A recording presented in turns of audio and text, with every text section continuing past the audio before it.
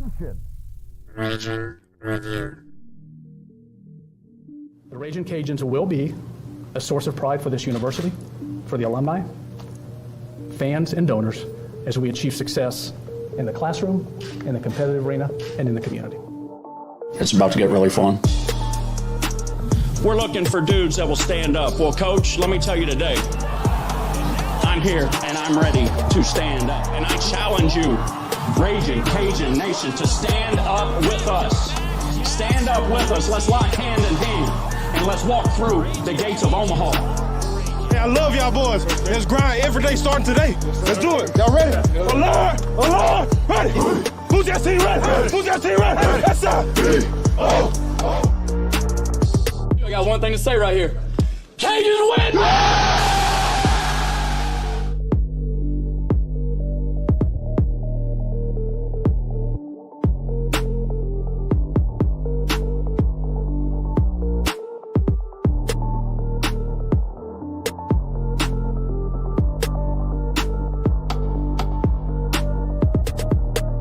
Ladies, gentlemen, children, babies, Cajun Nation, hello once again, and welcome to another edition of the Raging Review Podcast, Season 6, Episode 40. Lots to talk about tonight. I'm Jerry. I'm joined by Nick.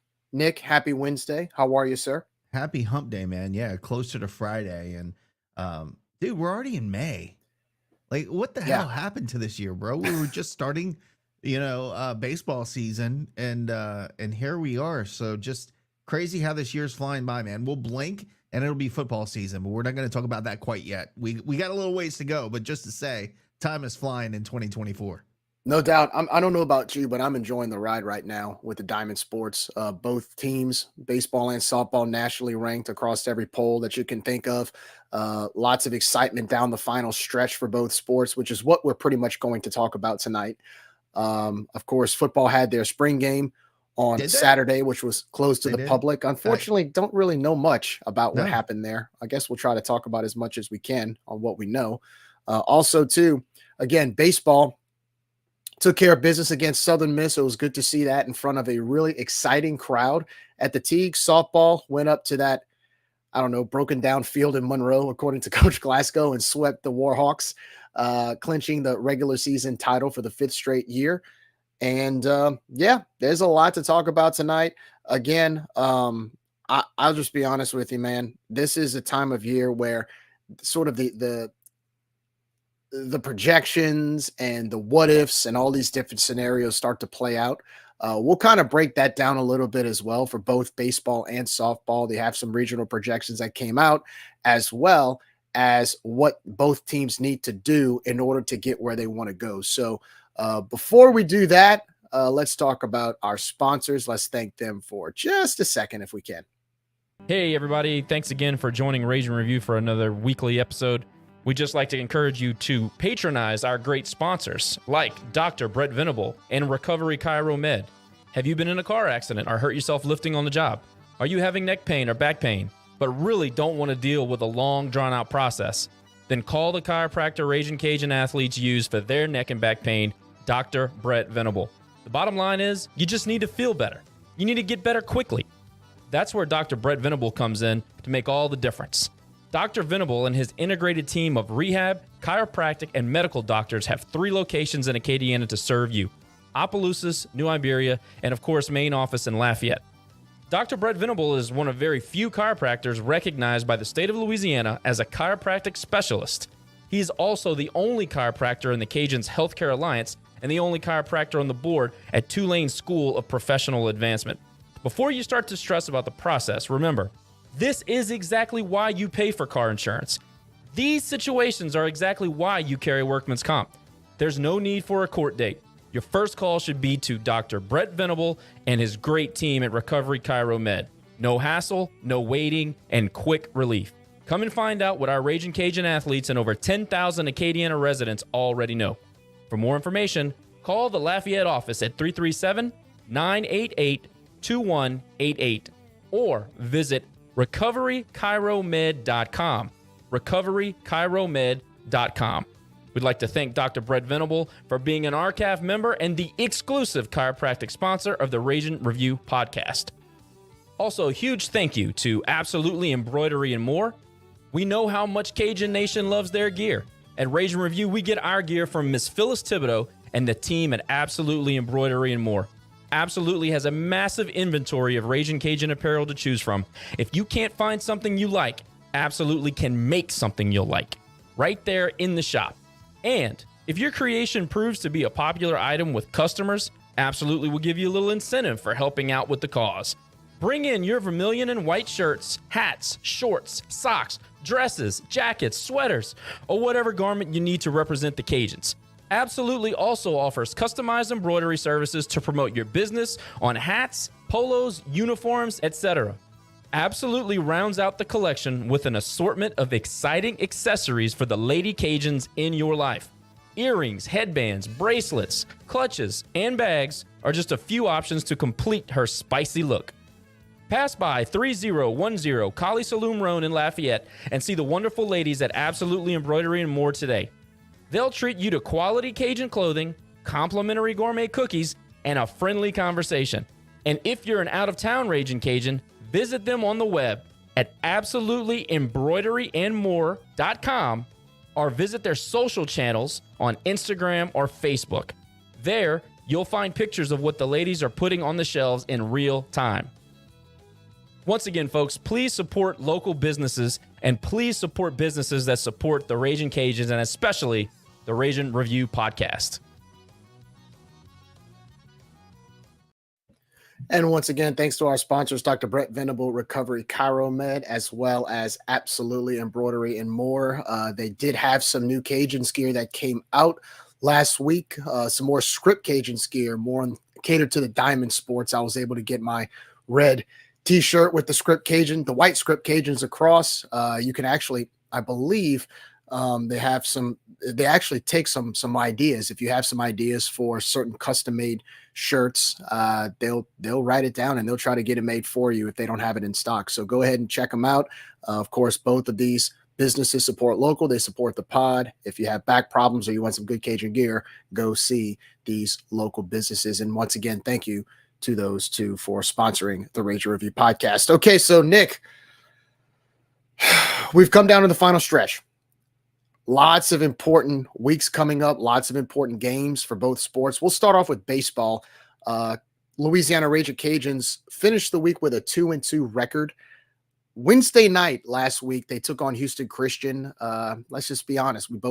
Everybody thought we were going to win that game going away. It felt like the team kind of took the night off to start. And before you know it, it was 9-1 in favor of Houston Christian.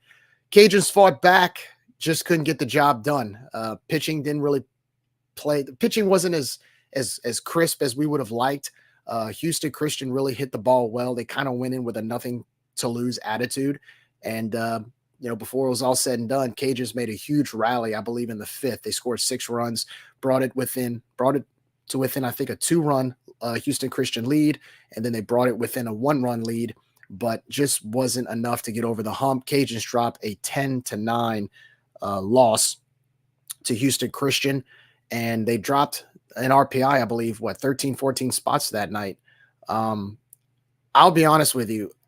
I know people talk about midweek games as kind of useless at times, but that game proved to me you lost a lot more than you would have gained. Even if you would have won the game, you might have dropped a few RPI spots, but losing that game was a lot rougher because of the drop in RPI, as well as just, this is the time of year you can't slip up. We do have one more midweek game next week against Jackson State between the Troy and Georgia Southern series, but this is a time when you have to kind of keep everything with high momentum. You can't slip up. And I know we took the series against Southern Miss, but now you look back and you're like, man, if we would have won that game, maybe our RPI would be a little bit better than it is, And so I just kind of wanted to hear your thoughts on that game, just because it was kind of an anomaly for something like that to happen, especially this late in the year. You're ranked in the top 25 and you played a Houston Christian team that really, record-wise on paper, they weren't really that good, but credit to them. They came in and punched us in the mouth and got a huge win. Well, I think you look at when you start talking about rankings and all of the good things that come with it, and your name's out there and people are talking about you. This kind of stuff can happen. Games like this can sneak up on you, but no excuses, man. I mean, Houston Christian came out with a game plan that they were going to punch us in the mouth at the beginning of the game.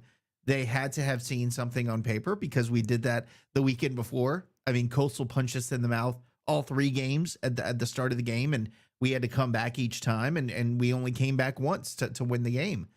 So I think Lance Berkman had a great game plan, executed to perfection, and let's be frank, our guys just did not perform. We got our asses handed to us on Wednesday night. It wasn't like it was a fluke loss. I mean, how many runs did we score because of their errors? Like, the only reason that we were actually in the game late in the game is because of mistakes made by Houston Christian, not because we were playing a great game offensively. So credit to them. They came in with a great game plan. Sometimes it happens. You go back to 2014, you saw it happen when we were number 1 and we lost to UNO. But when you got that number in front of your name, you got to start respecting all of your opponents, because they're coming in to take you down. And I would have liked to have seen a little more urgency out of the team on a Wednesday night coming off of their first series loss in conference this season. And you just didn't see that. You saw guys that were lackadaisical. You saw guys that were going through the motions. Granted, we had some nice base hits throughout the game, and we did make it 10-9, or we tied it up or whatever. I was trying to forget that game and flush it, but thank you for bringing it up tonight. But you gotta do better. Again, you've got that number in front of your name now, and for all the great things it does for you, this kind of stuff can happen, and you've got to respect your opponent no matter what the name on their jersey, and it just leaves little room for error the rest of the season. I think that's the biggest downfall from that game, is that, as you said, we took an RPI hit, and we can't afford to do that the rest of the season, because if we don't end up winning the regular season, that puts all of a sudden your regional chances are kind of hanging by a thread, and you got to hope that some people in some back room somewhere make the right decision to put you in, and you can only blame yourself for that by losing games like this. So overall, disappointing, especially after coming off of a 1-2 weekend at Coastal. Yeah, very true. I guess the one cool thing was that I got to meet Lance Berkman after the game. That was pretty neat. Lance Berkman is the head coach at Houston Christian, and real nice guy. And you could just tell their team went in, even though it was a midweek game, they went in kind of taking it like a regional atmosphere, because when I went by some of the box seats in the bottom of the ninth, and I kind of stood by our dugout, behind our dugout, towards by our bullpen.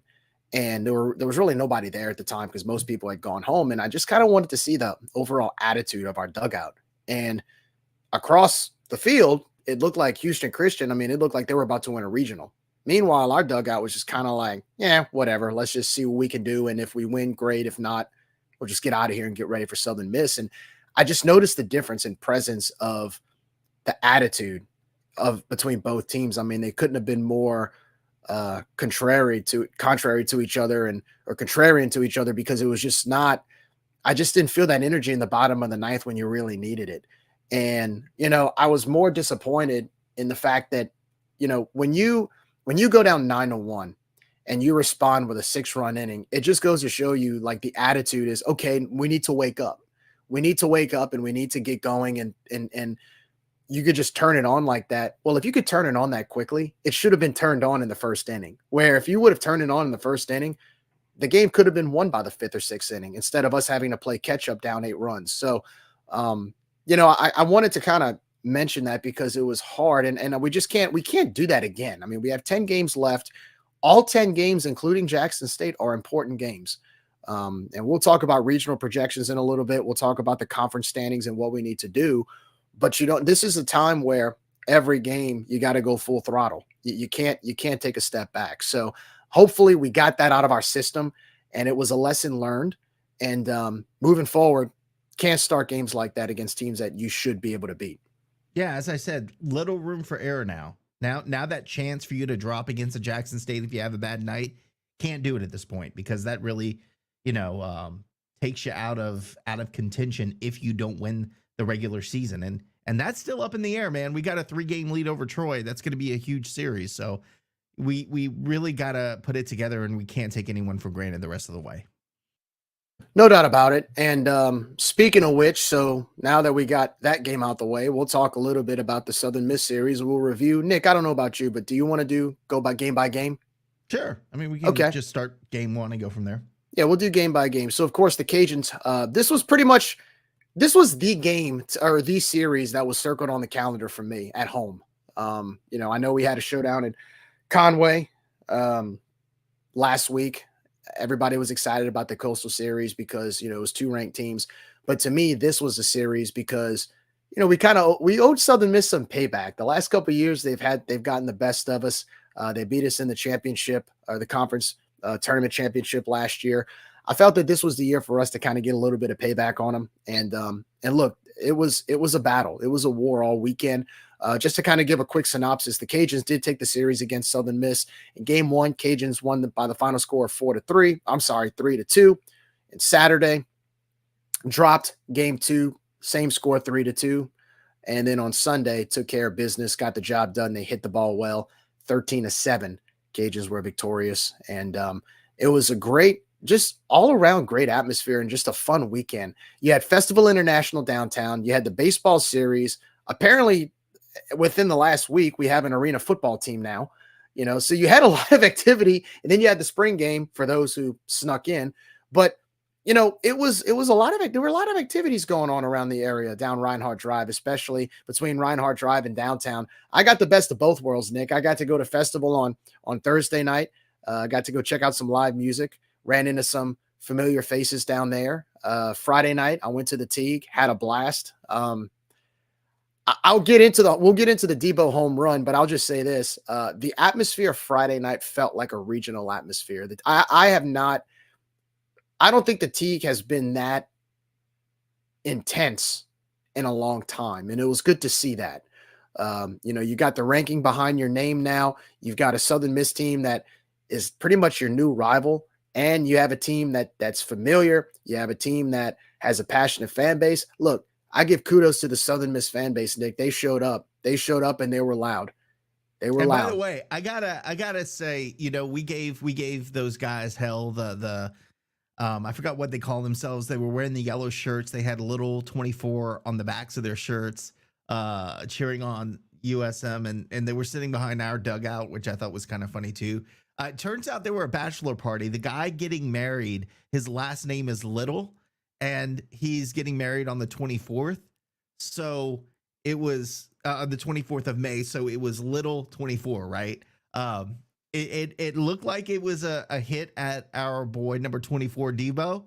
And I think he might have taken that personally because, it was finally good to get one over on Southern Miss.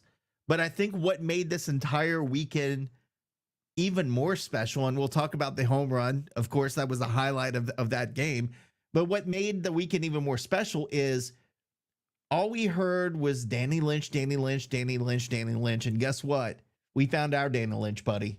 And he really stuck it to Southern Miss over the weekend.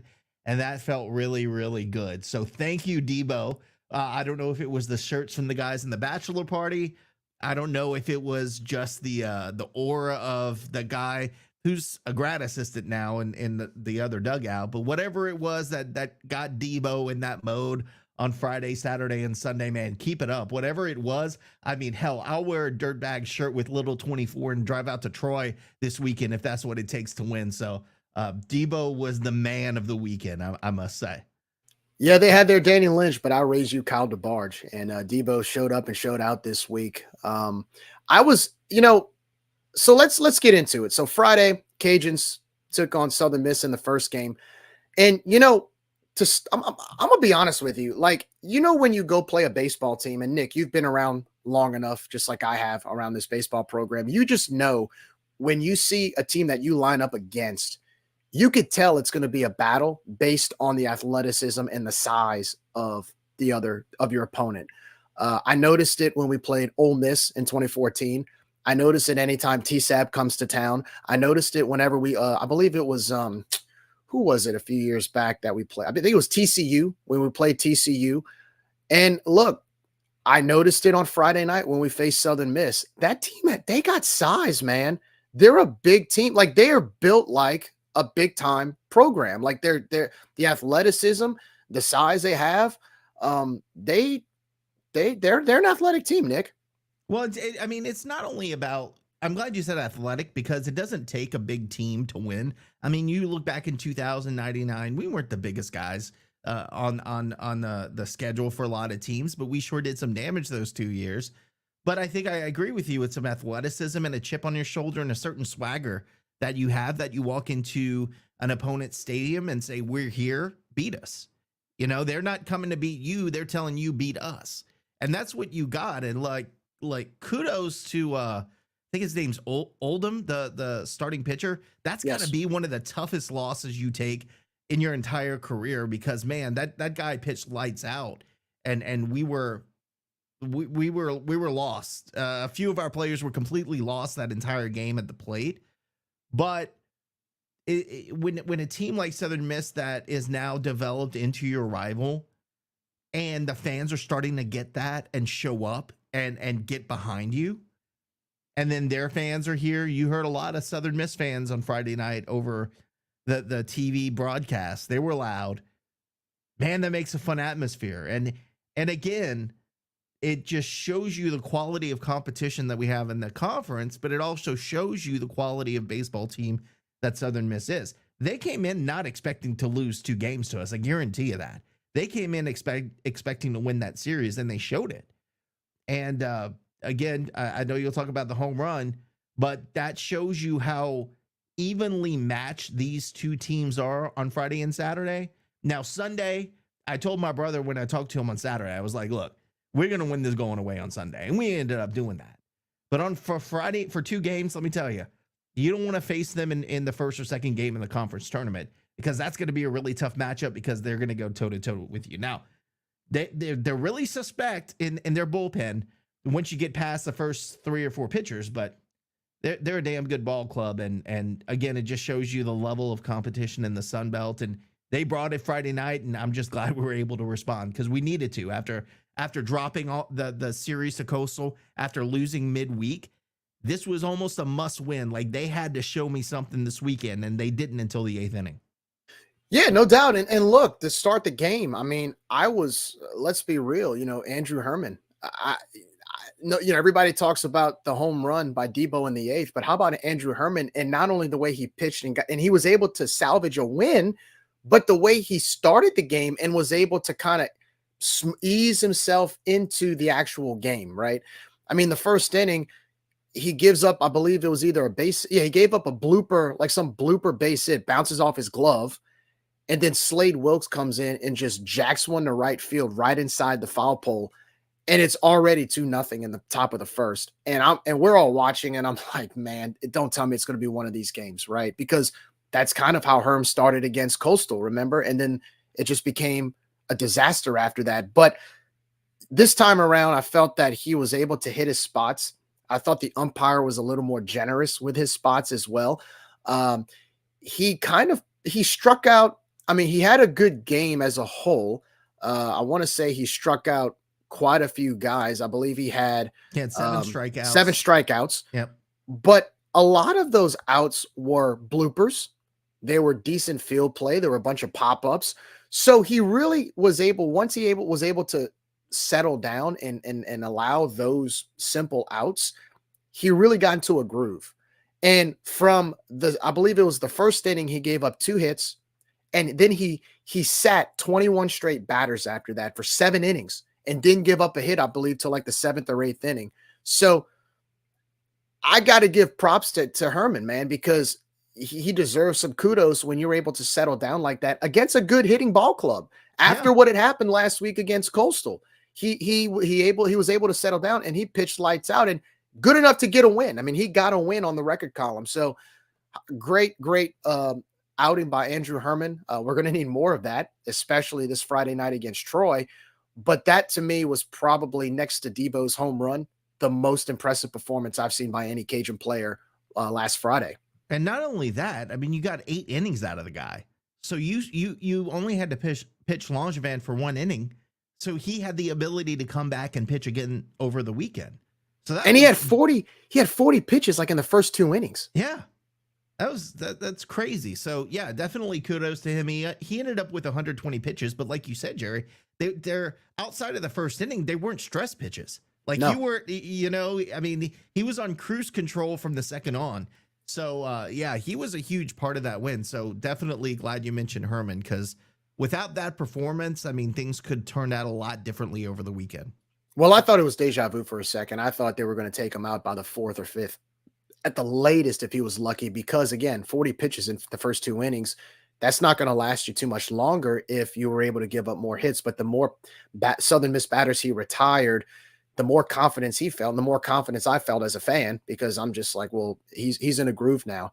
The problem was that he was countered on the other side by Mr. Billy Oldham, who, like you said, he pitched the game of his life as well. I mean, we get one or two, we get one base hit every inning, but we couldn't do anything with it because either he would strike one of our batters out, or on a breaking ball, or we were just hitting a bunch of bloopers, a bunch of pop-ups to shallow left center, or when we loaded the bases, I believe in the 2nd or 3rd inning, Debo comes up and pops it up in the infield. And I mean, he was another one. He kind of fed off of what Herman did, but on the other side. And it was kind of frustrating to see, because I don't know about you, Nick, but I noticed our approach at the plate. I mean, it felt like we were chasing some pitches. I mean, we were swinging at some trash, Jerry, for a while. I mean, but we've seen it for several seasons now.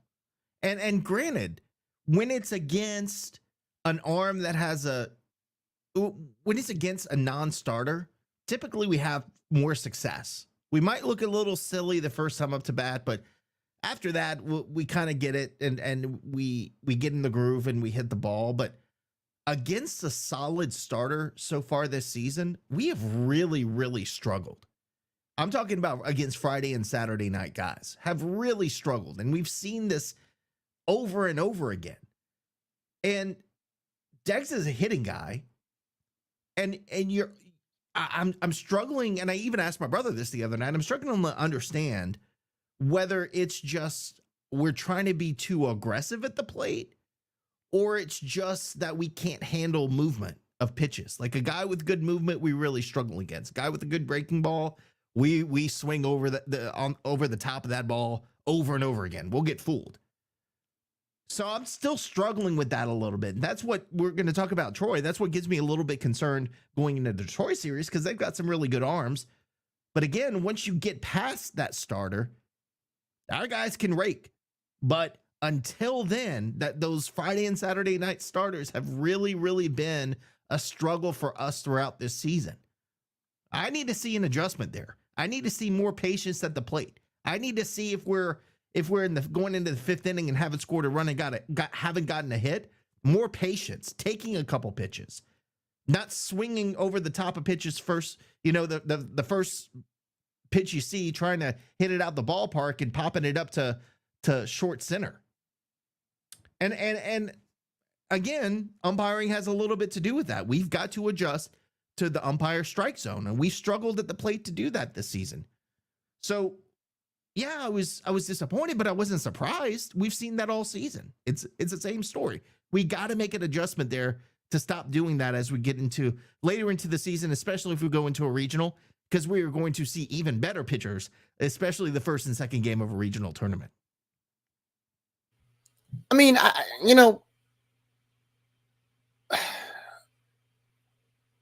every time I feel like it's always on the Friday night where even the games we win, they tend to be low scoring. I know kind of the golden rule of college baseball is you win with pitching on Friday and Saturday and you hit your way out of a Sunday. But for us, we pride ourselves on the bats. So it's hard sometimes to watch a struggle at the plate the way we do. But then on the other hand, when you're facing pitchers from places like Southern Miss, it's one thing when you face pitchers from, say, a school that may be in the middle of the pack of the Sun Belt or the lower end of the Sun Belt. You kind of expect to hit a little bit better. But we even struggled against like Rice. when we played Rice on Friday. I mean, I think we scored 1 or 2 runs against them that Friday night and lost.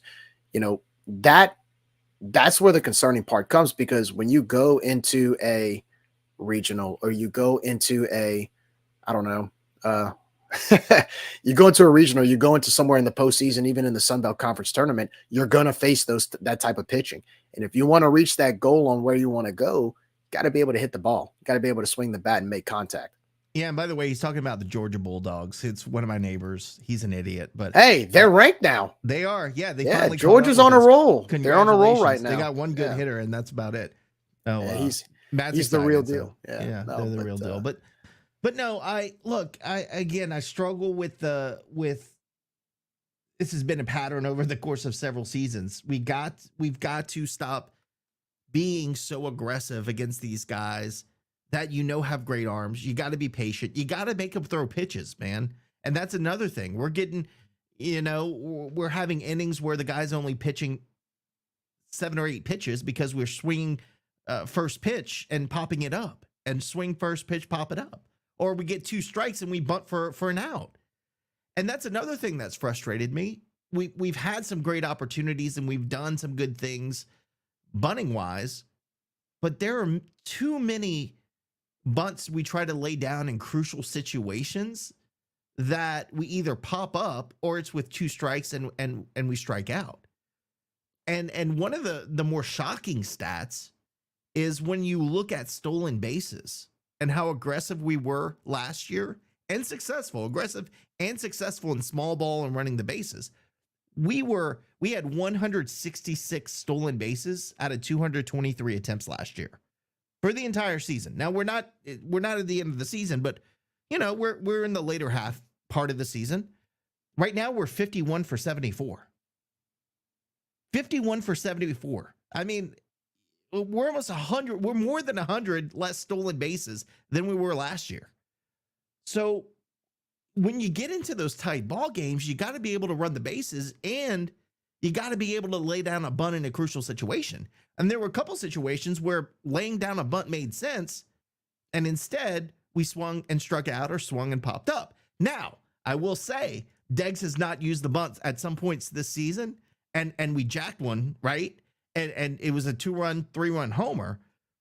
But when you're playing against these Friday night arms and you're struggling, you got to start having a little bit of chaos on the bases, and we've not seen that yet this season. Now, I don't know if it's a speed thing, or maybe it's not a confidence that I mean, we saw a few guys get thrown out over the weekend, but that is a dramatic change between last year when we were one of the top 10 in the country in stolen bases, and this year where we've got over 100 less stolen bases. That's a big discrepancy. We all kind of knew coming into the season we didn't have the base runners that we did last year, but we still have some. We got some fast. We have some fast base runners, though. I don't not enough to where we were stealing like crazy last year, where we were like pretty much we were like top 5 in the country in stolen bases or something, with some ridiculous number, or top 10. But this year, I expected a little more aggressiveness. I think Matt Deggs had said in one of his recent press conferences, he had mentioned how maybe he wants to kind of go back to a little more aggressive base running, or, trying to be a little more challenging on the base path for opponents. Also, you got to credit, Southern Miss's catcher, he was legit. I mean, some of the throws he made were just on the spot. I understand sometimes, you're going to get thrown out like that. But I think for us, I do notice we do bunt every once in a while. Sometimes there are lucky bounces off the bunt. Sometimes we swing and it turns into a sacrifice or a sack grounder. And actually, I'll get into that in a second, because that's exactly what happened in the 8th inning. Maybe we need a little more of that throughout the game, where we get a lucky bounce. We get some base runners on base. No, I agree. Hey, look, baseball again is a game of inches.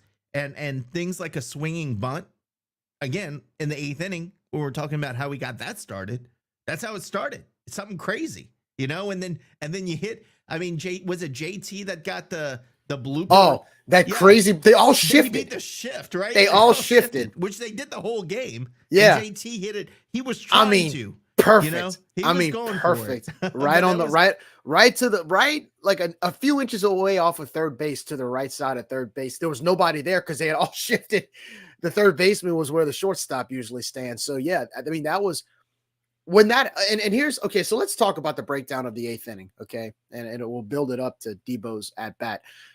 Jackson Halter came in as a pinch hitter for Connor Cuff. He gets hit by a pitch on a 1-0 count.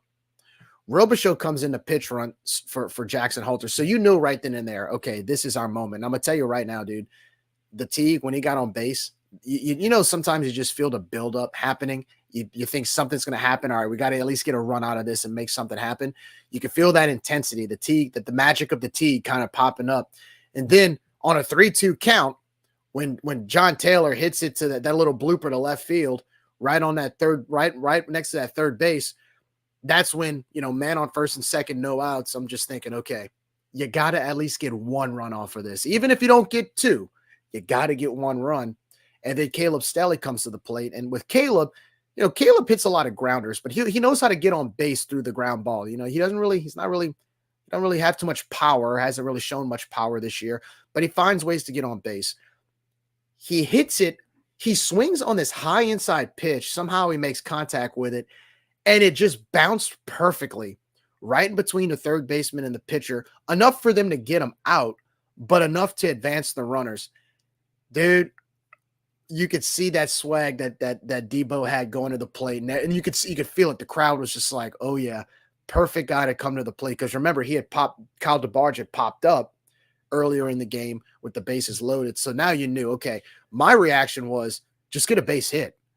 Get a base hit, find a way to put the ball in play, get on base. Because if it's a base hit scores 2 runs, that's what I wanted. And so, yeah, the 2-2 count. He had fouled a few, pitches off. I mean, he was making some decent contact. And I'm gonna just tell you what I was doing. So I'm in the club level. You got the double doors to walk in the club level, and where the guy in the neon green shirt, they open the door and they close the door for you. I'm literally standing there and I'm just thinking to myself, okay, because it's a perfect view. It's a straight view. Nick, on that 2-2 pitch, they hung a breaking ball. And right when he threw it, right when he made contact and the ball sailed the first 10 feet, I literally swung the door open and I'm just screaming, "Get out of here!" And you could hear it on TV, right? I mean, you knew once the ball hit the bat, the whole place started just to erupt. And while the ball's in the air, because we all could see it, I'm just like, "Get out of here, get out of here." And sure enough, right when you see that left fielder for Southern Miss stop at the wall and it goes over the fence, Nick, I have not heard the Teague erupt that loud probably since we double squeezed TSAB in 2018 or the Suge 3-run shot at the old Teague in the Super Regional against Ole Miss. That, dude, I can't describe how loud that place got when Debo hit that 3-run go-ahead run. I mean, it got so loud because my seats are up at the top. I'm screaming, going crazy. I'm literally fist pumping on the concourse, like high stepping, looking like a fool. I go up to my Kayla and Allie are in the seats. I go up to Allie because I have a tradition. I always throw her up in the air every time we hit a home run. She's the poor thing. I'm screaming so loud. I turn around. She's bawling, crying because she's terrified of the noise. It was to the point where I was screaming so loud. Basically, I made my daughter cry because it was so crazy. Because the people around us, they were all turning around trying to high five her and stuff. She got scared. So I basically had to pick her up and like walk her around the stadium for like the next 5 minutes after that. But just complete euphoria on that home run by Debo. And of course, you know, right after, I'm on social media while at the game watching the replay on the screen on TV. How about that drone shot by Joe Bio and that UL production team right after that home run? I don't know if professional broadcasters can mimic something like that. I mean, that was just that whole moment was that whole 2-minute, 3-minute span was euphoric, Nick, to go ahead and take the lead like that in a packed house against your rival. I mean, I'm getting goosebumps thinking about it. I know it sounds crazy, but that was just awesome. Yeah, that's gonna be like Tommy. What's Tommy's last name, man? Tommy. When he hit the The ball over the Tulane first baseman to score some. I mean, we were losing Oh, that was Tulane in 2000. 2003. Was it 2003 or 2000? No, it was 2000. I mean, that game against Tulane was what really kind of propelled the season. Tommy Clark, he hit that ball over the first baseman and scored a couple runs and put us ahead of Tulane, and that's really what got us, hosting a regional that year.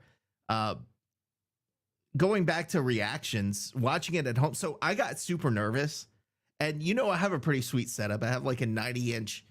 I have a movie room with a 90. Yeah, you got a theater in your house. Yeah, I got Just a say theater it. Yeah, thing. yeah. But I'm able to do like ESPN Plus and also play some Call of Duty. And as that game was going on, I'm like, dude, I gotta do something with myself because I'm by myself. I'm nervous. I'm pissed off. Like we're not hitting the ball. So I got it split screen. I got the game on. I'm playing Call of Duty at the bottom. And when as soon as it came off the bat, I'm like you. I knew it was out. I took my headphones off and I just threw them on the ground. One of the headphone things flew to my dog, scared the crap out of my dog. I'm like you scaring your daughter. By the way, CPS is calling you next week to go over that traumatizing situation. But like it was ridiculous. I'm like, I am a grown ass man breaking some headphones over a baseball game played by while playing video games, games. Right? While playing video games.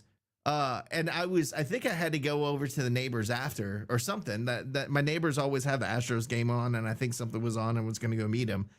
And they hear me, across there. So it was a little bit chaotic at my place.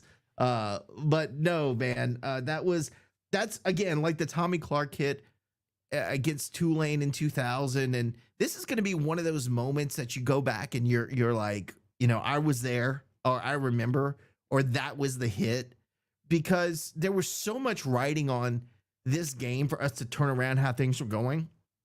We could have mailed it in and lost and gone ahead and lost a series. And now you have 2 series losses in conference and just put you in a really bad spot, probably lose a ranking because now you're 1-3 over the week with a loss to Houston Christian.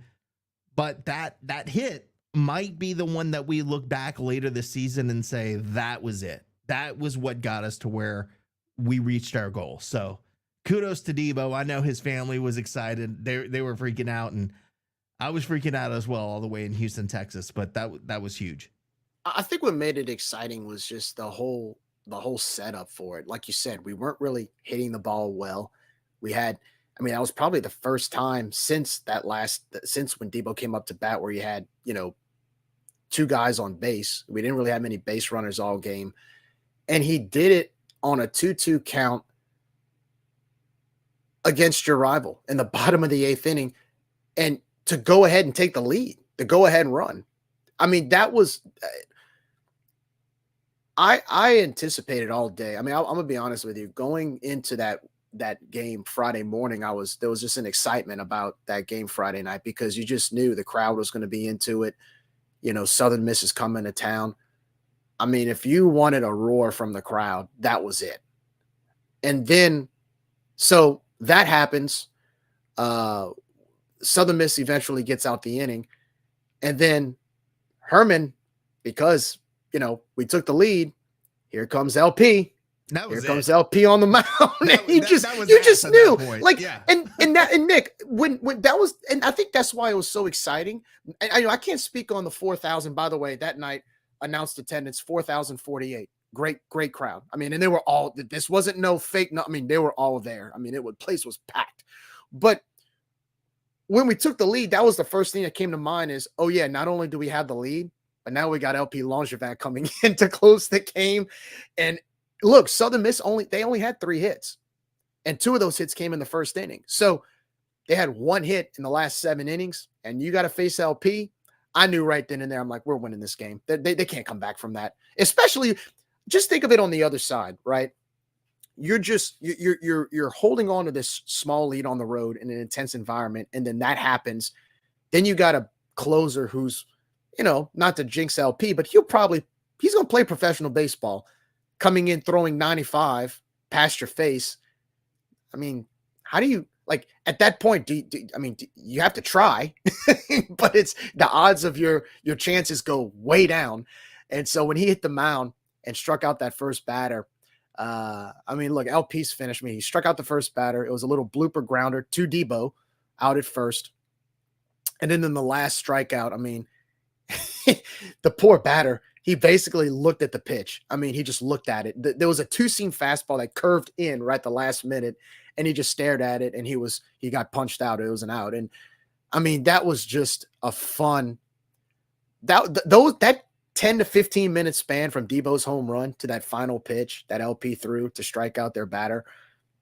That was a regional type atmosphere that night, Nick. I had gotta trouble say. sleeping, man.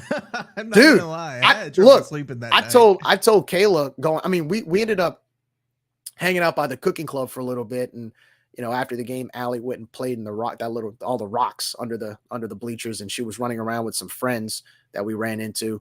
And then we went by Section A. Section A was tailgating hard, having the time of their lives, and we went hang out with them for a little bit. But when we got home, Allie went to sleep. Kayla went to sleep. I literally stayed up all over and just looked at social media. I had to have watched that home run 50, 60 times before I went to bed, because and just the noise, the crowd noise, the euphoria. I mean, that was for a regular season game that had, like, again, that was a postseason type feeling, It doesn't get better. And just to comment on Bryce, he said Langevin, all the 14 pitches he threw were fastballs, and they weren't just fastballs. They were clocking at 95, 96 miles an hour. They weren't going to hit that. I'm sorry. And it turns. Yeah. And look, and the thing about LP is he's got this release where, like, his arm goes behind his back.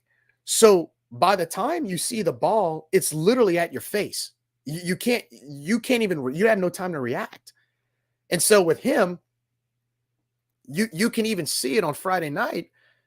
They were just standing they were standing shell-shocked at the plate. They couldn't swing it because it just passed them so fast. Yeah, and unlike Georgia pitchers, he didn't have to juice his glove and put some sticky stuff on it to beat the other team. I saw that in the dugout, So, or in the bullpen. I did see that. No, but good stuff on Friday night, man. That was good. Yeah, Cajuns were able to get the win Friday night 3-2. That was, to me, I felt like if we win, and I think I said this last week when we were on, you win Friday night, you're most likely going to win the series.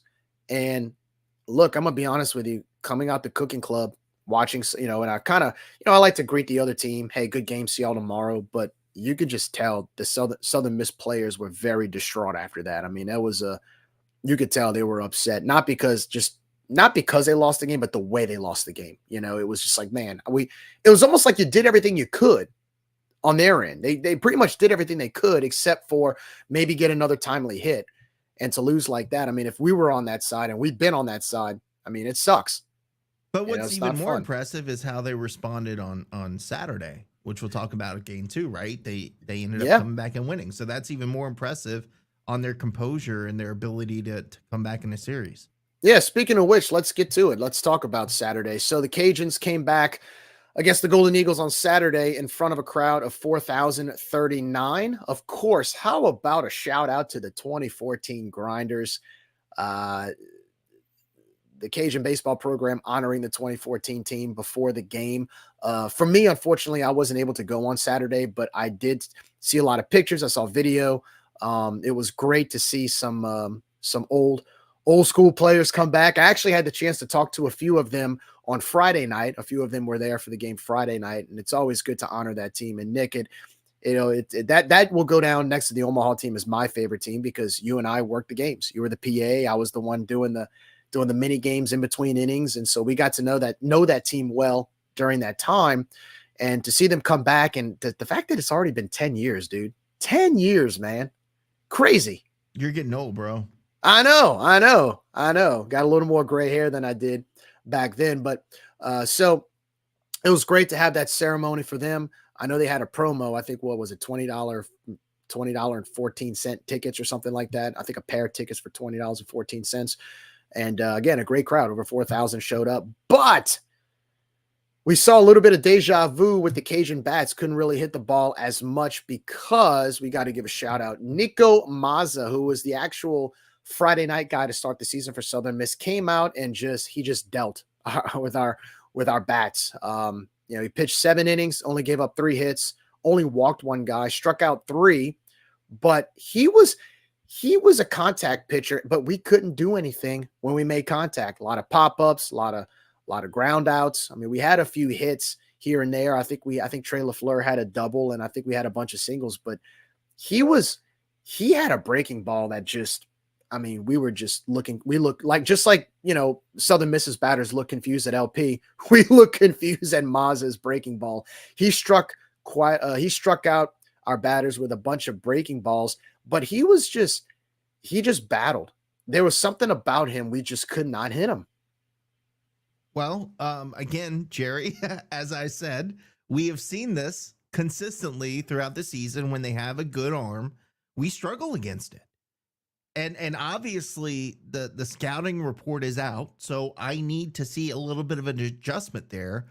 And again, if you're struggling at the plate, you need to manufacture runs. And it did not seem like for the second game in a row, outside of hitting a bomb, that we were manufacturing runs. And that's, for me, what I think was more disappointing is if there's a takeaway for the weekend and for the entirety of last week, is when we get into those situations where we're not hitting as well as we think we should, that we've got to manufacture those runs. And we're not stealing bases like we did last season, which we did not expect to do, but you still have to find a way to lay down a successful bunt and to get some chaos on the base paths when you have the opportunity. I need to see more of that when we're down in a series. But again, the opportunity to lay down a bunt, you got to execute.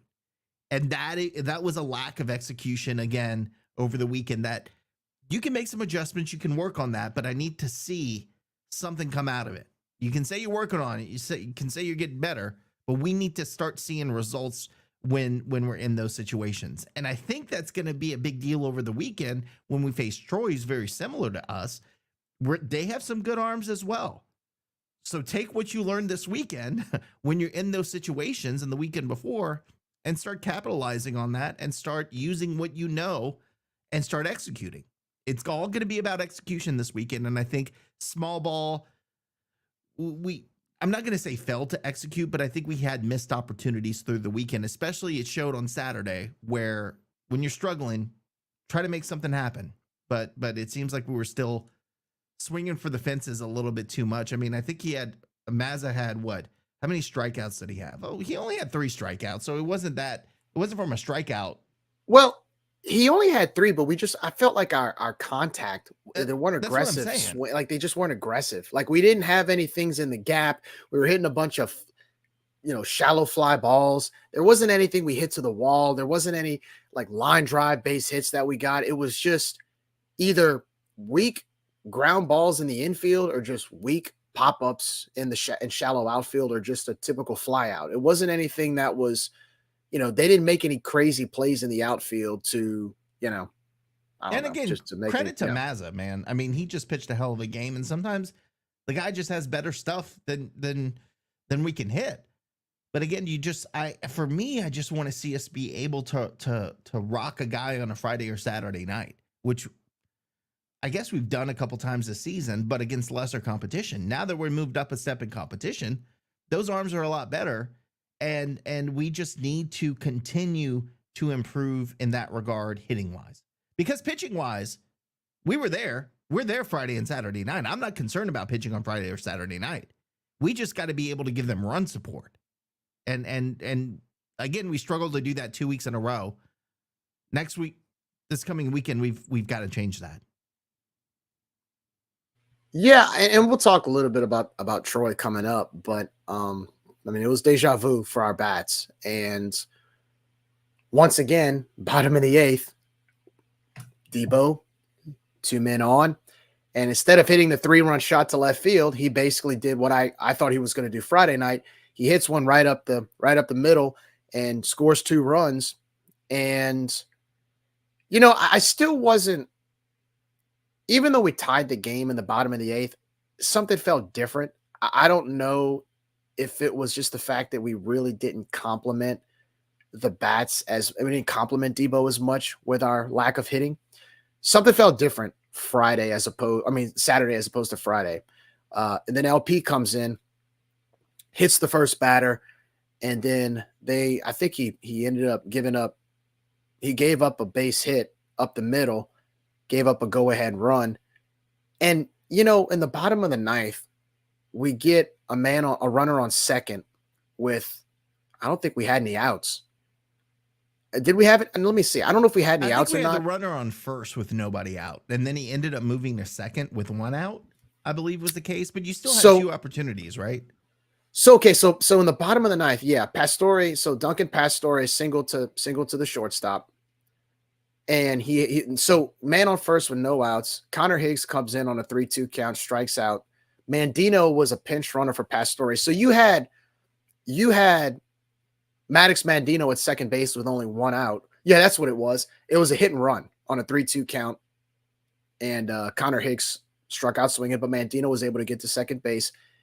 And then the next two batters, I think Jackson Halter came in as a pinch hitter for Jose Torres, and Josh Alexander came in after that, and both struck out back-to-back with a man on second. It was terrible. I mean, they were not good. They were just not good at bats. Let's just call it what it is. And I love Josh Alexander and Jackson Halter. I think they're great. I mean, when they make contact, They're great hitters. But both of those at bats were just, it was hard to watch because, I mean, that was it. Look, I'm gonna give credit where credit's due. Okay. I'm gonna give credit where credit's due. I have to say that, and I know a lot of the Southern Miss fans were ecstatic about him, but I got to give a shout out to the reliever. He did a great job. Kobe Allen. Seems like he was a sophomore, but it seems like he's one of those names you've seen quite often. But Kobe Allen came in for Southern Miss behind Nico Mazza, and he did a good job.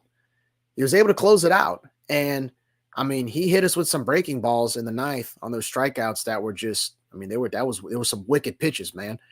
But at the same time, we got to be more aggressive and get that timely hit. I felt like out of those 3 at-bats, we should have had at least one.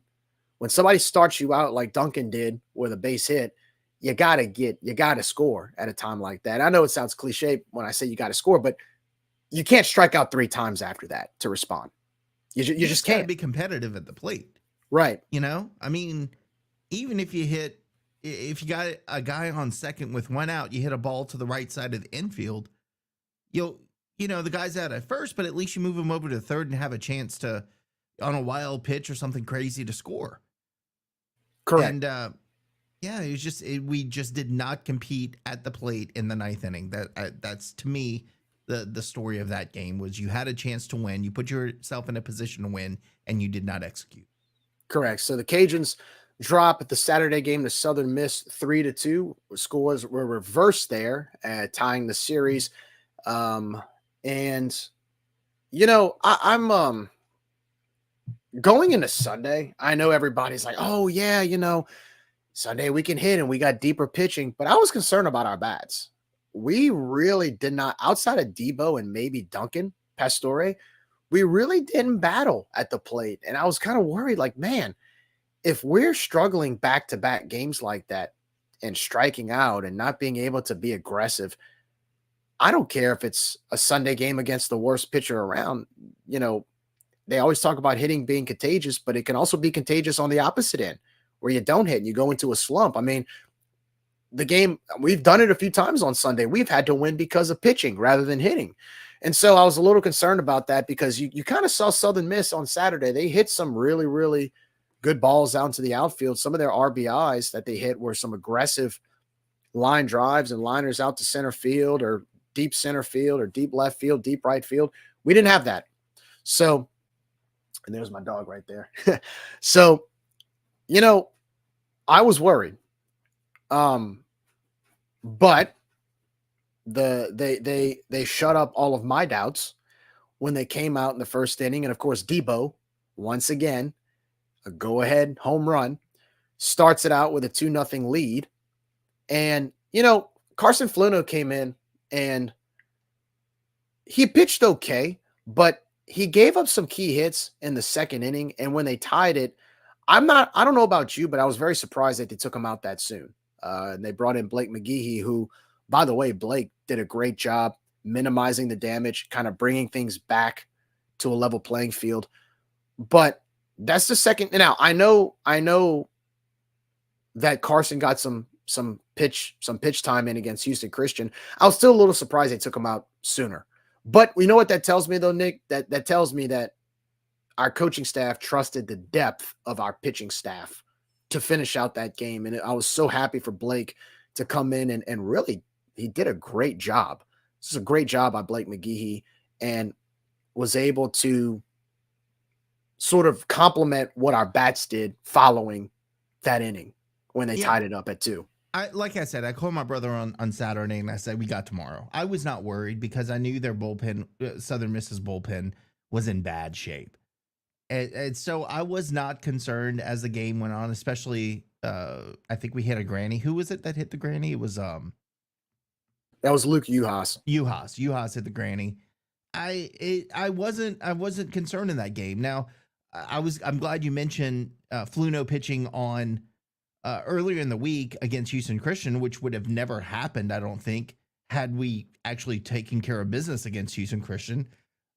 So I don't know if it was more of them not liking his stuff on Sunday or knowing the bullpen is behind them. You know, we're going to throw a bunch of arms at Southern Miss, or just don't want to rock his confidence. You know, you don't want the kid to go in the third inning and get beat up and then start questioning himself as the season goes on. So probably a little bit of each one of those factors played into that decision, but bullpen wise, we were stacked and Southern Miss was just in trouble. And we knew that. I think that was the biggest factor. And it's that we didn't need Fluno to go out and pitch 6 innings. We didn't need to push, to kind of press there. We were very confident and we knew we had the advantage there and took advantage of that. So I can kind of see and understand that viewpoint. Now, had we burned a bunch of relief pitching on Friday and Saturday, you probably would have seen Fluno extended a little bit more than that. But I was not that surprised they pulled him that early in the game. Well, I think what helped was that 6-run third inning. Of course, that definitely helped. I think it was I believe it was maybe Torres that got on base, or was it Broussard? I forgot who it was. I don't know which one it was. It was Broussard. It was Broussard that gets on base, and then Debo hits that shot to right field. Broussard's able to score. Then we actually were pretty disciplined at the plate where we forced some walks. And then Uhas comes in and just hits that grand slam. And by the time you blink at your eye, it goes from 2-2 to 8-2. I knew right then and there, I'm like, okay, we got the series. Just pitch with some discipline and we'll be fine. And then not only did we pitch with discipline, we added on. I mean, if you look at some of these stats, we had 18 hits on Sunday. So you go from 7 hits to 6 hits to 18 hits, where, I mean, guys like Maddox Mandino had 2 hits. Brian Broussard Jr., 2 hits. Kyle DeBarge, 3 hits. Duncan Pastore and Lee Amity each had a hit. Caleb Stelly had 2 hits. John Taylor, 3 hits. Jose Torres, 2 hits. Luke Uhas with the grand slam.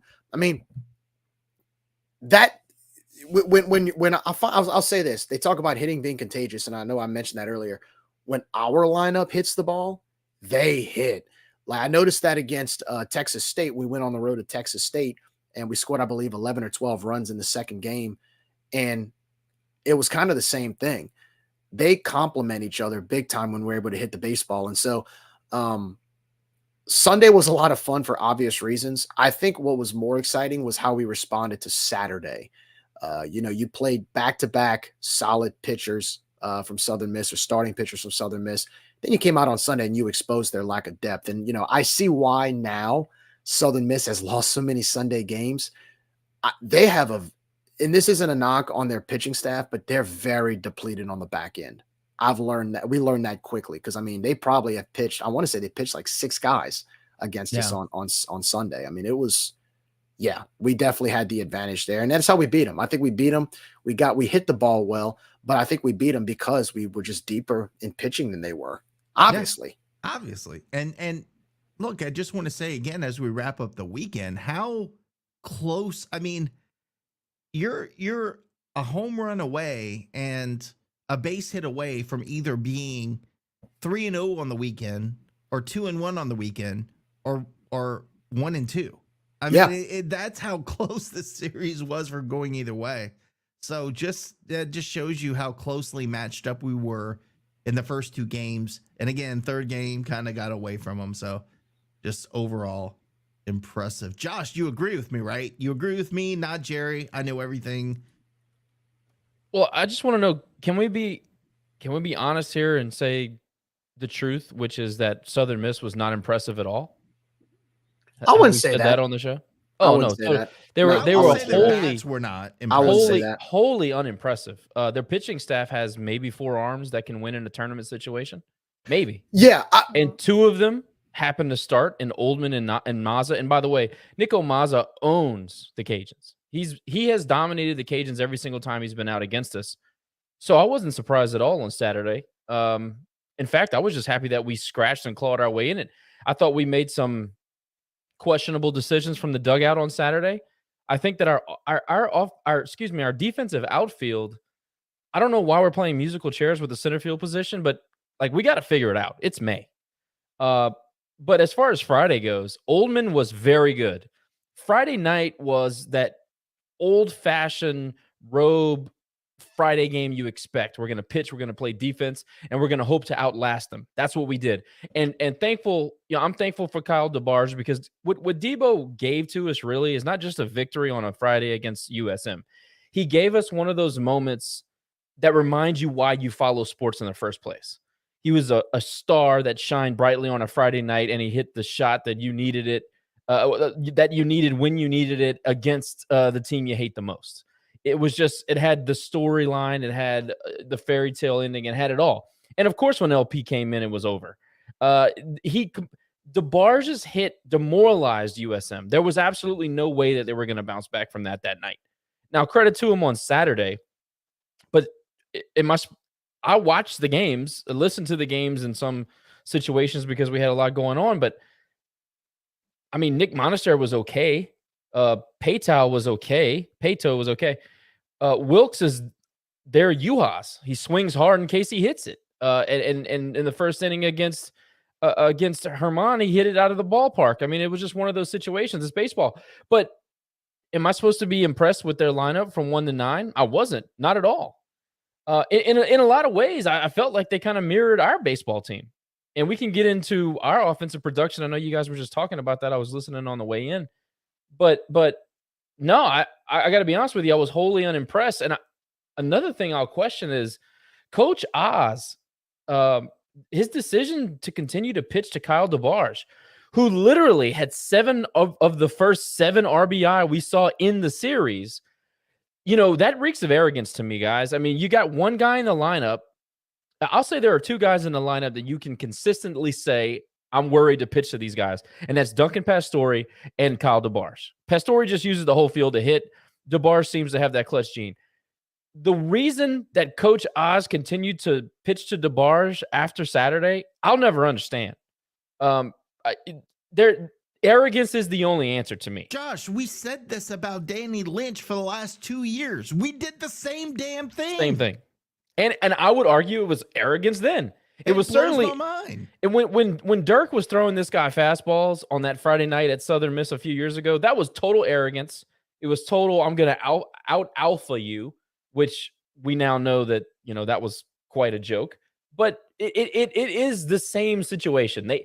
They didn't want to pitch around Debo because they wanted to send a message. Well, he took that, interpreted it, and then became their father over the weekend. So, you know, there's a lot of great content that came out of that. Debo was great. I'm so happy that he had his moment in the sun because he deserved it.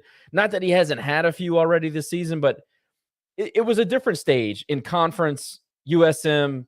Everybody was there. You know, Jerry mentioned the crowds on Friday and Saturday, the palpable buzz. I mean, it was all there. You had it all. I came away from the series, even though, yeah, we were a pitch or 2 away from losing the series. I was not impressed with USM overall. I thought that they were they've taken a significant step back from even last year. That's just my opinion. That's what I saw on the field over the weekend. That's just what I saw.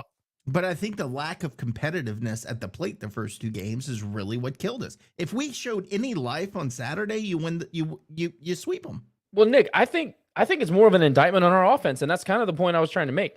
The small ball game has dried up. Like over the last 3 or 4 weeks, what's going on? Like we got no action on the base paths. We're not bunting. We are not manufacturing runs, and that's what I told Jerry earlier. And this offense has got to do it. Even we don't have the sticks to just hit it around the park. Look, it's May. Like I said, we're in game 38, 39, something like that. You are who you are as an offense. Stop trying to shove the square peg in a round hole. You got to manufacture with this team, and you made a great point about stealing bases. We knew going in we weren't going to steal bases. This team is not necessarily. Jerry made a comment about the speed of the players. People got to understand in baseball, it's not necessarily about speed. It's feel. It's knowing when to go. It's reading that downward motion. There's so many things about stealing bases and moving runners and going first to third on opposite field hits and things like that. And there's so much involved. It's not necessarily just speed.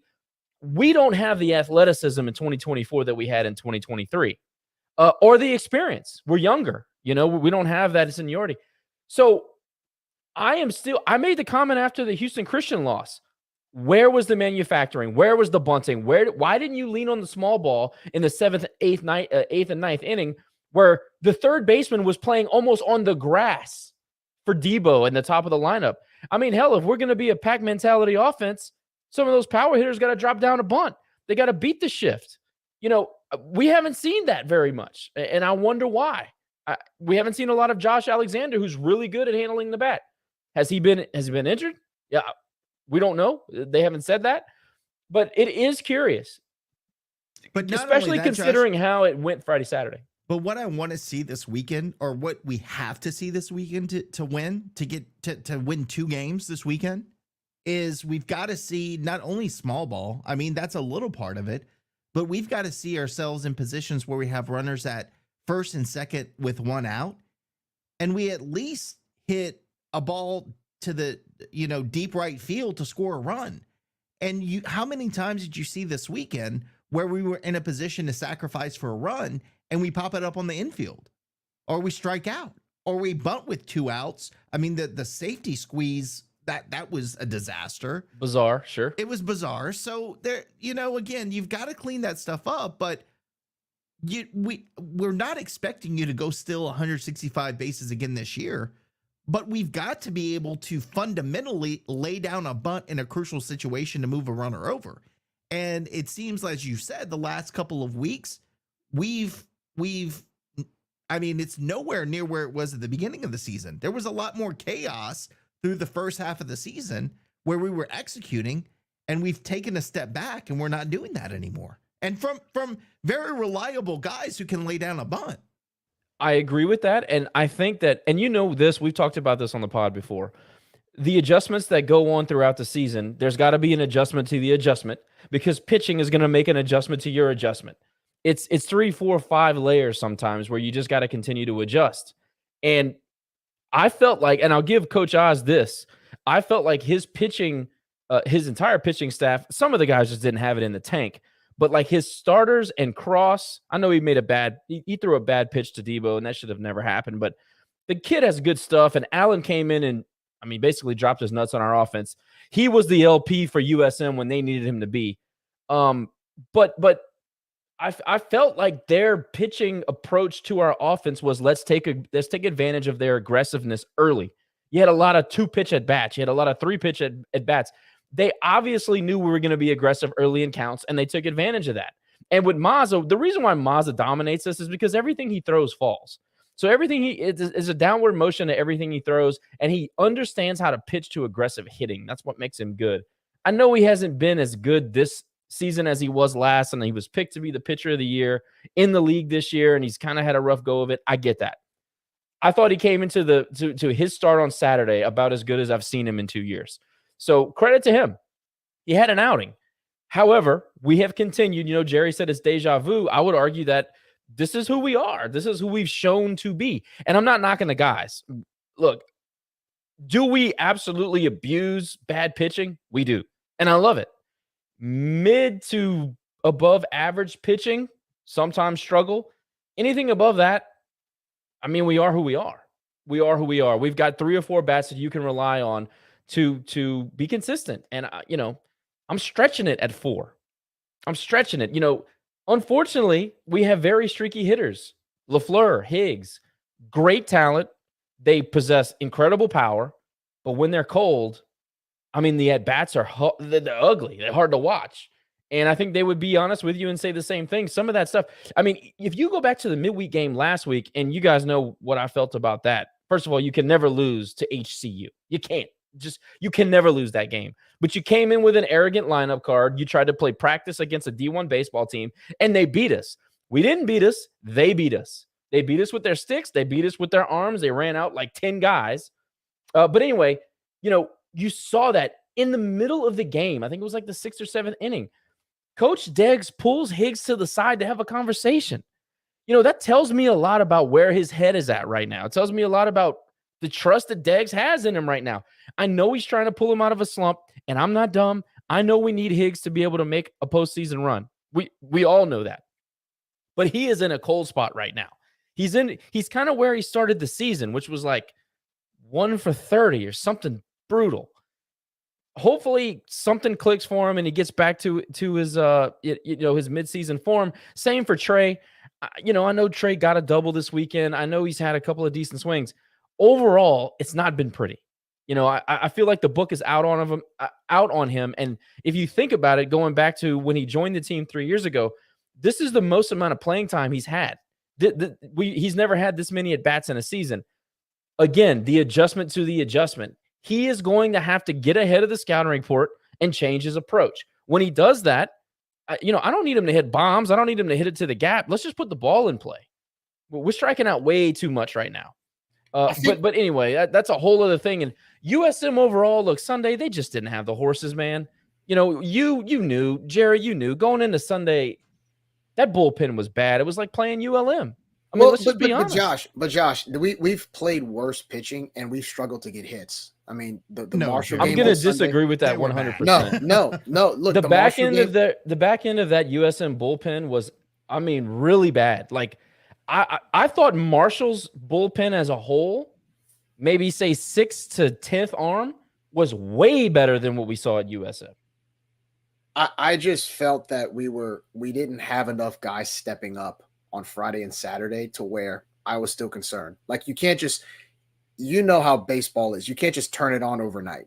And I thought that the way we played on Friday and Saturday, outside of maybe 2 batters, our approach at the plate was just, it was too inconsistent for me to come out and say, oh yeah, we're just going to score 8 or 9 runs on this team. I mean, luckily we scored more than that, but I mean, I was a little concerned on Sunday. I was. I'm going to go back and reiterate it again, as I said earlier tonight, and as Josh said again, against mid to bad pitching, we are going to knock the hell out of the ball. And you say we've seen some bad pitching this. Look, outside of Houston Christian, because they had guys with 15 ERAs, outside of that game, I will disagree with you. We hit the hell out of bad pitching. And I've watched USM on Sundays this season, and they were terrible. So I think that's why I had a little confidence going into Sunday. But again, it's not, and I'll reiterate what Josh said, we're not taking a hit at the guys. We're just saying if we are going to take that next step and 1, beat Troy this weekend, and 2, win some games and be competitive in a regional to try to get to the supers, this is all stuff we got to figure out now sooner than later. We can't wait to try to figure this out during the conference tournament. That's way too late. We should have already figured this stuff out. But that's part of why I'm glad we're not playing this week, because I feel like that we played 2 midweek games and we played Houston Christian. I'm glad they have a 5 days off before playing Troy. I don't know about you guys if you feel the same, but I'm glad they have a little bit of a break. I do. I'm hoping they get back to fundamentals, like, hey, let's try to lay down the bunts again and get back to basics, because they're going to need it this weekend. Is it finals this week? Yes, I think so. Yeah. You know how Cajun teams are. Typically after finals, yes, there are finals this week. Correct, they are. Yeah, we kind of start to level up. I'll make 2 comments about what Nick just said. Sunday, the reason why Sunday pitching, there's obviously a line. Our approach did not change from Saturday to Sunday. On Sunday, we just hit the ball because poorer pitchers made more mistakes. Again, credit Mazza, credit Oldman. They didn't make many mistakes, especially up in the zone. I'll give you a perfect example. Luke Uhas is a great bad ball hitter, but he's not a great bad ball low pitch hitter. He's a great bad ball outside high pitch hitter. The ball that he hit out of the park was at his, it was at his letters, and he hit it. I think it was a changeup that he hit out, but he went oppo on it. And he hit it out of the park, and he really didn't have to try very hard. He just absolutely destroyed the baseball. Those are the kind of mistakes that Oldman and Mazza didn't make. And you got to give him credit for that. I didn't see much of a change. Another thing on Sunday, how many freebies did USM give away? The hits, the walks, the errors. They did a lot of that on Sunday. Those things didn't occur Saturday and Friday. They gave us opportunities to take advantage. And one thing you can say about this Cajun team is when you give them opportunities, they absolutely take advantage. So that's what I'm talking about. And look, as far as how good we are, people can say what they want about the schedule. Warren Nolan doesn't lie. If you look at the numbers, we have 100, I think it's 100 strength of schedule. Our non-conference schedule is like 140. The fact of the matter is we haven't played a very challenging schedule, comparatively speaking, with some of these teams that we're playing now. We are finding out how good we are. And there's nothing wrong in saying that. I know that we are a good ball club. Nick, you know we are. Jerry, you know we are. But there's nothing wrong in dissecting how good we are. Because right now we're projecting 64 and up because we know we're going to make the tournament. If we want to look ahead and see how we, stack up against the Texases and the A&Ms and the, whoever's going to be, whatever region we're going to be in, we're going to start making those projections. We're going to project ahead. Do we have the lineup to go fight in an A&M regional? Do we have the depth in the bullpen to go, hold the score to whatever it needs to be so we can stay in the game and make our push relevant? Do we have 6 arms? Do we have 8 arms? Do we have 10? I would argue we have about 5 or 6. I'll be just being honest based on the competition that we're seeing now. Now, look, my mind can totally change if we go to Troy and hang up a couple of 1s, 2s, and 3s. If we do that, in that park against that offense with the best hitter in the Sun Belt Conference and the RBI leader in the Sun Belt Conference and the pitching, listen, they are coming together. And one thing that's scary about Troy is that they've already been through their valley. I think they got swept by Georgia State or Southern early in their season or something crazy. They've already been through their valley. And we've been through our peak so far. This is one of those series where you can't say it's situational because again, they've had their peak, they've had their valley, we've had their peak. We're coming back to the middle, both of us. We're both coming back to what's the saying? Everything comes back to the middle at some point, right? That's the unknown of this weekend. And it's also why it's so important to follow and why it's so interesting to follow. Nobody really has momentum per se, and nobody's really in the cellar. It's kind of just who are you at this point? We're going to find out who we are at this point. I like us defensively, I think. I'm still not sold on us on the road just yet. I think that we can really impress a whole lot of people and kind of solidify who we are to a lot of people by having a good performance on the road. Because to this point on the road, Texas State, that was a very surprising moment in the season. But Texas State has proven to be pretty fraudulent. So I don't know how many people take that into account. I think right now, the way that Troy is playing, the way that we're coming off the USM series, I think you go to Troy, you make a statement. First of all, you probably wrap up the league. But second of all, you prove to everybody else that you don't have to be at the Teague to win at a high level. I want to say I was, even before the Southern Miss series, I'm still kind of concerned about this Troy series because, like you said, Josh, they're clicking at the right time. They're 14-3 in their last 17 games. They went to Coastal last week and destroyed them. I mean, just wasn't even competitive. Whether it was Coastal just taking the weekend off or just Troy going in with this killer instinct, to go to Coastal in that ballpark and just dominate them. A team that was, I think, as high as 12th or 13th in the D1 baseball poll. They went over there and they not only swept them, they dominated them. The same team that beat us 2 out of 3, which I still think we should have won the last game. But, Point taken. Deep. The bullpen wasn't deep enough. That's one of the reasons why I'm concerned. To go there and do that, and then now they're smelling blood in the water to me, because now they've because going into last weekend, Troy, Coastal Carolina, and Southern Miss were all tied for second place behind us. Now Troy totally separated themselves. Now they're the clear number 2, and they're 3 games behind the Cajuns. So this is a golden opportunity to come home. They're not ranked in the top 25, but now they've got a lot of votes. You've got the number 1 team in the conference, the Cajuns, coming in with a top 25 ranking. If I'm Troy, I'm licking my chops, because I'm like, man, this is an opportunity to really, like, look, they took off already against Coastal, but to them, this could be an opportunity for them to now be in that hunt for not only the conference, but now they're in the conversation. They're in the mix of postseason talk. So my question is how do we respond? How do we counter that? Do we have the guys in the dugout to counter that? And to Nick's point, I'm glad you brought that up about not playing this week.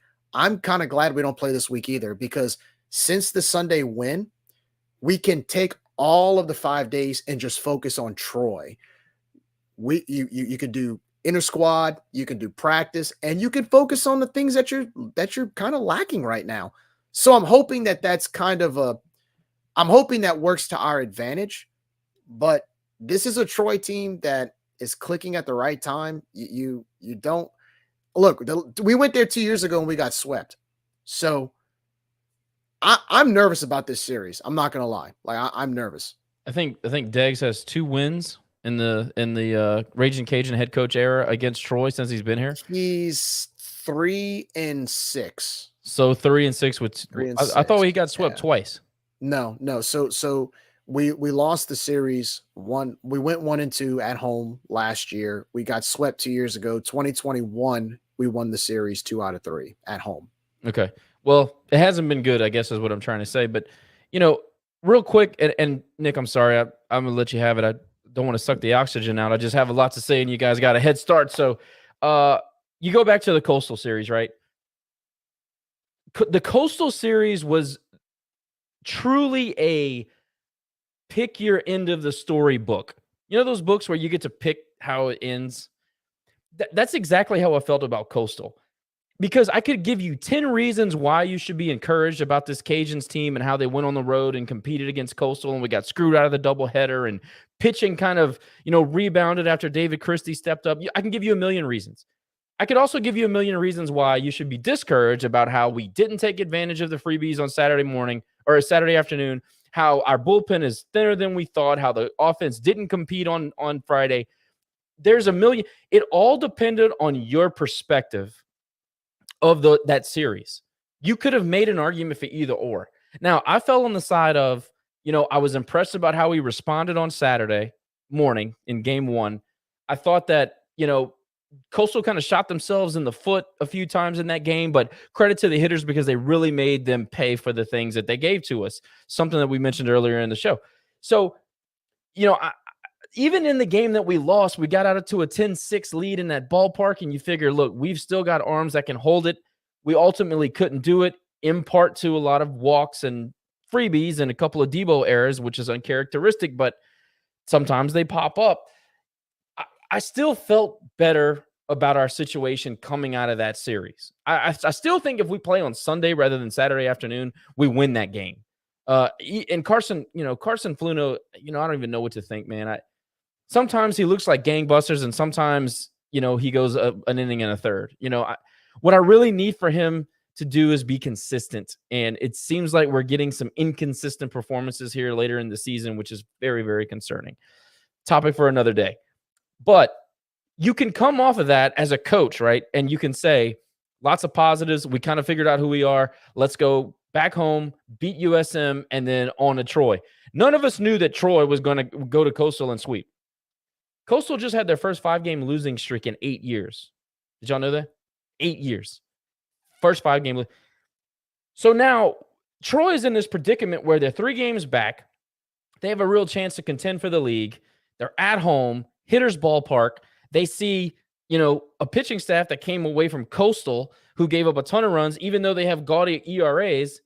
Apparently didn't mean all that much to Coastal hitters. So they're probably primed and licking their chops. This is, in my view, this is the Gunnar Leger series. Is Gunnar going to come of age right now and have an approach to attack these aggressive hitters in this aggressive lineup? Because that's who they are as a team. They want to beat you at the plate. How do you prepare this pitching staff? And I'm not necessarily talking about Herman, and I'm not talking about Chase, and although I think Chase is the linchpin to this series, and I'm not necessarily talking about Fluno. I'm talking about those middle to late relief guys. Are we going to get a JT Etheridge back on the mound with a bunch of confidence that can come in and get us 3 to 6 outs? Because we desperately need it. I think we know who Langevin is going to be. I think we kind of know, what's going on with Stephen Cash. Have they lost confidence? We haven't seen a whole lot of him. I think we've seen 3 pitches in a week and a half. What's going on there? Hess is almost a non-factor anymore. Blake Marshall's up and down. McGehee had a couple of nice innings this past weekend. Who is going to be that reliable arm? I think it's on Gunnar, because let's be honest, pitching has won us big games this year. Let's be honest. It definitely won us the USM series. Even though Debo hit the ball out of the park, Herman, whoever the hell you want to call him, he's the one who won that game for us. Let's just be honest. That's the truth. Especially a bounce-back performance after what happened to him at Coastal with Clint Fagan and his, iPhone stamp strike zone. What I'm trying to say is I think that Gunnar is going to be the major wild card here in this series. Can you go into Troy and hold that offense down when they're absolutely rolling? That's the question to me. Do I have faith in Herman? Yes. Do I think that Chase Morgan is no longer a freshman and understands the stakes? Absolutely. And he gave me even more confidence Saturday. I know we lost the game. His performance Saturday, he scattered 7 or 8 hits. He gave up the 2 runs. That was a senior type of performance there on a Saturday where you kept your guys in it long enough for them to make a push. Do I think Fluno is good enough to beat Troy on a Sunday when you're going to go Sunday run day? Absolutely. Who's going to show up? Is Gunnar going to have him in the right state of mind? What's going to be the approach? Those are the things I'm going to be looking at, because I think our guys are going and compete at the plate. Deggs' offense always shows up when they're playing a bigger offense or an offense that scores runs. Always. If you look at the history of his coaching here and then before at Sam, when he knows that he's got to score runs to compete, they do it. Mike, we'll get to your comment in a second because I think that's a great point to bring up. But before that, I agree with what you said, especially about the pitching situation. I think we can't waste fantastic performances, or I should say continue to waste fantastic performances by our pitchers on Friday and Saturday with not being able to execute offensively. No excuse this weekend. And you mentioned the low ERA. Yeah, because look at the ballpark we play in. Of course we have a low ERA. It's the same reason that Coastal has a high batting average, because of the park that they play in. But we've seen the story before. We saw it 2 weeks ago. Or last week at Coastal, we saw it. So nothing comes as a surprise against Troy, because we're in the same, we're basically in the same scenario we were at Coastal. Do we execute enough to beat them is the question. And look, even if we go 2-1, if we go 2-1 against them, what does that put us 2 games ahead of Troy now instead of 3? If we go 2-1, we go 4 games ahead of them. That's where you want to be going in, regardless. It'd be 5 because we would have it'd be 5. But because we're 3 up now, we'd be up 5. Yes, I gotcha. Regardless, you got to get the series win this weekend, because then you go and you face Georgia Southern, who is shown to have an outstanding ball club themselves. These are top 75 RPI teams. Then you play South Alabama, who is underachieved, but then came out and surprised you a couple times. There is no gimme the rest of the season. You cannot afford to lose this series this weekend. Now, I'm not going to say it's the end of the world if you do. It's certainly not. But it makes your road to that championship a lot harder when you go in against Georgia Southern and South Alabama. And I don't know who Troy's playing the last 2 series, but if they're on a roll and they beat us, and then, they keep rolling and we stumble the rest of the way, that puts us in a bad position. Now's not the time to be silly. It's all about execution. It's all about being able to manufacture base runners when you're facing a good pitcher. And it's all about not being overly aggressive when you're facing good pitching. Because again, scouting reports out, and you saw it against Houston Christian, and you saw it this weekend against Southern Miss. They pitched us very well, even though we got the series win. Troy's going to do the same. How do we execute? And also, too, just to let you know, Troy closes out the season. They go to Texas State, and then they finish off the year at home against JMU before the conference tournament. So That's pretty tough. Yeah. But this is the type of series that teams that know who they are win. Do we know who we are? But sometimes I'll question, do we know who we are? What we are is honestly, we rely on our pitching, fellas. I mean, on Sundays, we score runs to win, and that's how it's supposed to be. But on Friday and Saturday, we rely on pitching. Are they too proud to manufacture runs? You can't be. Because USM was an important series because, number one, it was at home. And number two, it was USM. It was the name across the jersey. It was a mental hurdle. Troy is the series. You know, if you've been paying attention to this series, this season, and you've been watching what Troy's been doing aside from what we've been doing, and you're watching their RPI just shoot up like a rocket, and you're seeing how things are playing out, you start to understand why people pick them. Several publications picked them to win the Sun Belt Conference and go to, some people were picking them to go to Omaha. That's the kind of talent they have. And their transfer class was way up there too. So this is the series. We got excited about USM, but the truth of the matter is, who are we going to be on the road? Are we going to know who we are? Are we going to manufacture runs? Are we going to execute? If we can't do those things, we're not going to win. If we do, we have a great chance to win. And that's why we follow. It's fun. Just whatever you do, don't do what you did 2 years ago and get swept. Cannot afford. You got to take, and Nick, I know you're saying about how it's a must win to win the series. At a minimum, you got to take at least one. You got to. I think, first of all, you want to take at least one because you still extend the lead. You hold the lead comfortably, or not comfortably, but you still keep the lead intact in the conference.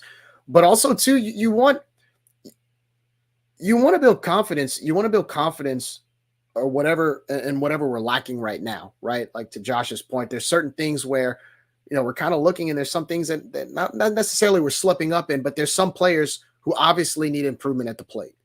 And the thing about this ballpark is that it's not a crackerjack ballpark. Like, you've got that big wall in right field, but what's crazy about this ballpark is you can kind of make it both. You can make it either a hitter's park or you can make it a pitcher's park. It's actually pretty difficult to hit the ball out in left field at that stadium. So it's a very, very, to me, it's a very interesting approach on to me, it's an interesting scenario on what type of approach do we take this weekend. Are we going to win with pitching, or are we going to win with hitting? I don't know, but yeah, we have 5 days to figure it out. Yeah, and they're good at home, man. They're 11-5. Wait, no, excuse me. Are they 11-5? Give me a second. I just had it up. They are 16-5 at home this season. They're good at home. Can they be beat at home? Yeah. I mean, we've seen them get beat at home, but I'll tell you what, they don't drop series at home. They're built to win in that ballpark. They always have. But the other thing is that we have always scored runs when we go there. Correct. Yeah. Yeah. And that gives you some a little bit of confidence, but at the same time, if you're going to be competitive, and look, before everybody gets on me for being negative, I know I've kind of been a little bit more neutral, negative, whatever. I know we're ranked 18th in the country or 20th or whatever the hell. I understand where we are. I understand that our pitching numbers are top 25 in the country. I understand all that. Now, you need to understand that none of that means a damn thing. Our RPI is still 50 some odd. I mean, we know what we're looking at. There are still deficiencies on this baseball team. Do I think we're not any good? Absolutely not. I think we're fantastic. I said at the beginning of the season, this was a regional type winning team. So we're on track. But I'm speaking within the vacuum, within the context of where we stand as a team right now. And right now, we are not that 1 through 11 hitting machine that we thought we were 3 weeks ago, 5 weeks ago. We're not. We found out that we've been hitting bad pitching, and that's fine. It's time for the guys to make the adjustment, and they'll tell you the same thing if they're honest with themselves.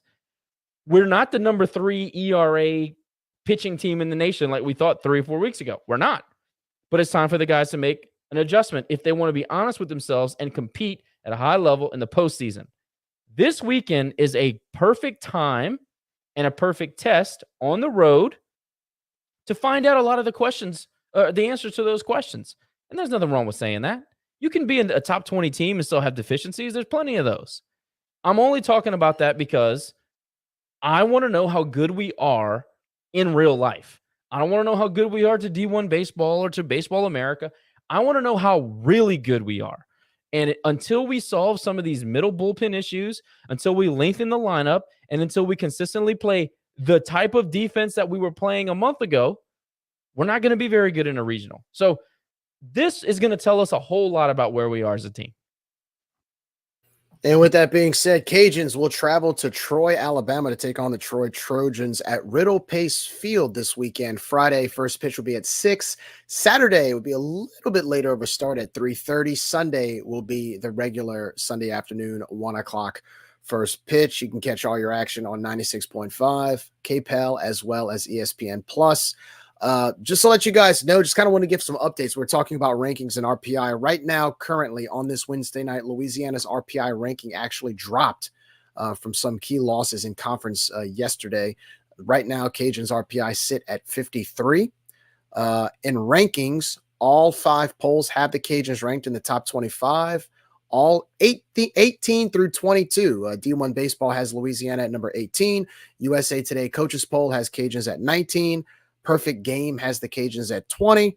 The National College Baseball Writers Association poll has the Cajuns at 21. And rounding off the 5th poll, Baseball America has the Cajuns at 22. So 18 to 22. Right now, the Cajuns record sits at 33-12, 17-4 in conference. They are in first place, 3 games ahead of Troy, who, again, separated themselves as the clear number 2. So, of course, they're going to be coming after us this weekend to not only win the series and take care of business and continue momentum, they are looking to overtake the lead in conference play. So the Cajuns will have to be ready there. Wanted to discuss before we move into we'll talk a little bit of softball after this, but projections. I know they don't mean anything. I know it's still early, but I figure it's pretty cool to bring it up. You know, it's always good when Louisiana's name's mentioned in the projections for regionals. There were 2 main regional projections that came out the other day. I'll start with D1 Baseball. Our friend Kendall Rogers have the Cajuns as a 2 seed in College Station. And let's see, they will also have Lamar and Omaha in College Station. So that would mean Louisiana would take on Lamar, who is on a tear right now. They are the clear favorite in the Southland Conference, and they will be paired with the 16 seed Oklahoma Sooners and Norman, also Nebraska, Louisiana Tech, and Wright State. So 2 former Cajun opponents this year projected to go to Oklahoma, who we would be paired up with if we were to go to College Station. And also Baseball America has the Cajuns also going to College Station as a 2 seed with Texas A&M, again, taking on Lamar, but this time switching out Omaha with Nebraska. So, of course, 2 Nebraska teams, Nebraska as a 4 seed, and they have them paired up with the 16 seed Dallas Baptist. And they have Oklahoma actually traveling to Dallas Baptist as a 2 seed, and Oregon as well as Columbia rounding out the projection there. So, you know, it's pretty cool to have the Cajuns in a regional right now, but none of that matters unless we take care of business starting this week. And of course, that's going to change like crazy. Just real quickly before we move on, another thing I did want to say. Right now, I look at the comparisons between Troy and the Cajuns as far as batting averages, ERA, and fielding. I'll start with the 2 that are very similar. Right now, Troy is batting 301 as a team. The Cajuns are batting 297, so they're pretty similar there. Fielding percentage, Cajuns have a little bit of an advantage. The fielding percentage is 970, and Troy's is 968. Now, this is where it's different. And to your point about Gunner, Josh, having a good approach, Troy's ERA as a team They are an ERA of 5.21. Cajuns have an ERA of 3.85. So this is, to me, that's the main key is, can we outpitch them with their hitters?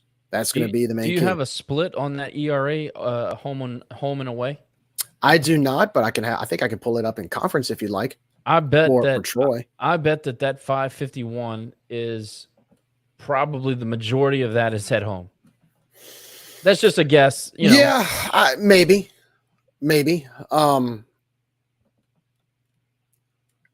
Possibly. I can look at conference only statistics. I mean, Troy as a team is pitching, actually, as in conference, they're pitching 573 and they're hitting 296 as a team instead of the 301. Oh, excuse me. I thought I was muted. No, and also look, they haven't played this like murderer's row schedule. They have a strength of schedule of 108. Their non-conference RPI is 67, which is better than ours. I mean, it's not way better. It's we're 92, they're 67, but their home record is 16-5, like you mentioned. I know that they're built to win in that ballpark. I know they are. But they're not great. They're not great. They're just on an absolute tear right now. Ironically, Josh, our ERA is actually better in conference. Our ERA in conference is 3.23, and theirs is 5.73. So they actually have a higher ERA. We have a better ERA, but their ERA jumped up a little bit in conference. And actually, our batting average in conference is 298 compared to the season's 297. They dropped from 301 to 297 in conference. So we actually have a better batting average in conference. I was more curious about the split home and away because that tells you way more about how the team plays at the park that they're built to win in. So I don't know. I think that, again, it's going to be pitching versus what they're going to try to do with the plate. I think that you win the series, we will sweep. Doug, if we sweep this series, dude, he's getting more old time for me if we sweep. I mean, look, if we sweep, go ahead and get your ticket on the Cajuns to go to Omaha because Troy is legit. Look, you walk into Coastal and beat them. I mean, they run ruled them basically Sunday. Didn't they run rule them on Sunday? They beat them by 7 or 8 on Saturday. Friday, it wasn't competitive. I mean, that was a team that we struggled against. Eichhoff was basically cut us up for 7-8 innings. Troy crushed him at home. Do you not think that they got so, I'm not going to say they got so hyped up for us, but they got hyped up for us. And, they did. And then they go on the road to Omaha and drop 2 against Creighton. Now, Creighton's good. They were 30-9 when they played them. But still, now look, what does Creighton have in common with the Cajuns when they play us at home? We own Coastal in Lafayette. You know why? Big ballpark. We own Coastal anywhere but Coastal. Anywhere but Coastal. Yeah. So they play at TD Ameritrade. I don't know what it's called now, but the Omaha Park where they have the College World Series. Gigantic ballpark. You can't hit out of that one. It's hard to hit out of that one. You can't hit the ball out of the park. So, a lot of pop flies and Creighton just beat them. And it was competitive in the second game. I mean, I think it was 7-3 in the first game, but the second game, I think, was 5-4. Yeah. Good series. And Coastal is capable. I'm not saying they can't win outside of Conway, but that team, Troy went up there and gave up, I think, a total of less than 10 runs. That is, I think it actually was like 12 runs total. But that's an accomplishment. I mean, they can pitch. Troy can pitch. So we're not walking up there into a home run derby situation. We are going to have to show up on the mound to win the series because I'm going to tell you right now, and this is no slight at the boys, we don't have the offense to keep up with Troy at Troy. We don't. We can't go up there and just slug for slug. We can't do that. That's not how we win ball games. Look at the entire season. The body of work tells you who you are. That's not how we're going to go win that series. We got to make it pitching and defense Friday and Saturday. We have to. Yeah, and look, Troy, I mean, they're sitting with a 32-14 record, 14-7 in conference play. Again, they've won the last 14 out of 17. They're on a 6-game win streak right now. The way I'm sure their fans are looking at this series kind of like how we looked at the Southern Miss series last weekend, just licking their chops ready to go. So we have to be able to counter that. They probably are, and they're ready for us. And, look, we've been ranked, and we've been in the conversation, and we've been at the top of the Sun Belt. The thing about being the hunted rather than the hunters that people are looking at you all season. We're circled, man. You're at the top of that ranking, and they're looking at you, and they want to catch you, and that it motivates them. So we got to be ready to deal with that. And we will. I think we're going to be all right. I don't know if we'll win the series or not. I'm sure maybe we'll make predictions or something, but I think in the end, we do have the horses. Who's going to show up? That's who shows up in this series is going to tell me who I can rely on when it comes time for Sunbelt tournament time and regional time. This is when you start making your name and make coaches understand that they can trust you in those situations. So, Jerry, before you go on to softball, I know we got to wrap this up. I just want to mention Mike Aver mentioned this today, and I saw an article on this, but the NCAA committee is now warning schools that cancel RPI games or cancel games for RPI purposes that could affect their decision in the process when they are reviewing teams for regionals. Thought that was very interesting. And I know we kind of joked about us wanting to cancel the game against Prairie View early in the season. Thank goodness we did not. But this is I read the article on ESPN, pretty stark warning against college baseball coaches not to cancel games because of RPI purposes. There might be repercussions when it comes down to tournament decision time. So I thought that was very interesting today, and I'm glad that Mike mentioned that for us. As it should be. It's almost like a forfeit because you don't want to play a team with a low RPI. I mean, look, don't make the schedule like that then. Don't schedule them. Hey, we paid for St. Peter's a while back. Yeah. You know? And look, it caught we swept them in it. And what happened? It came back to haunt us and cost us an at-large bid, So, no, I mean, you got to play what's on the schedule, and you just don't lose to them. Don't do what we did against Houston Christian. All right, moving on to softball. So softball is on a complete tear right now. Since that 9-12 start back in March, the Cajuns are on a 29-3 run. They're 20-1 in conference right now. The rankings have them. Let's see, just going through the national rankings. Softball America has them at number 15. D1 softball has them at 17. Let's see what else. The NFCA poll has them at 21. And also, I think the ESPN poll, USA softball, has them at 17. So this team is on a roll right now. And who would have thought? And just to give you an idea, so they're 38-15 right now, 20-1 in conference. They've won 9 straight. They beat TSAB last week and swept ULM on their apparently poor field that they have, according to Coach Glasgow.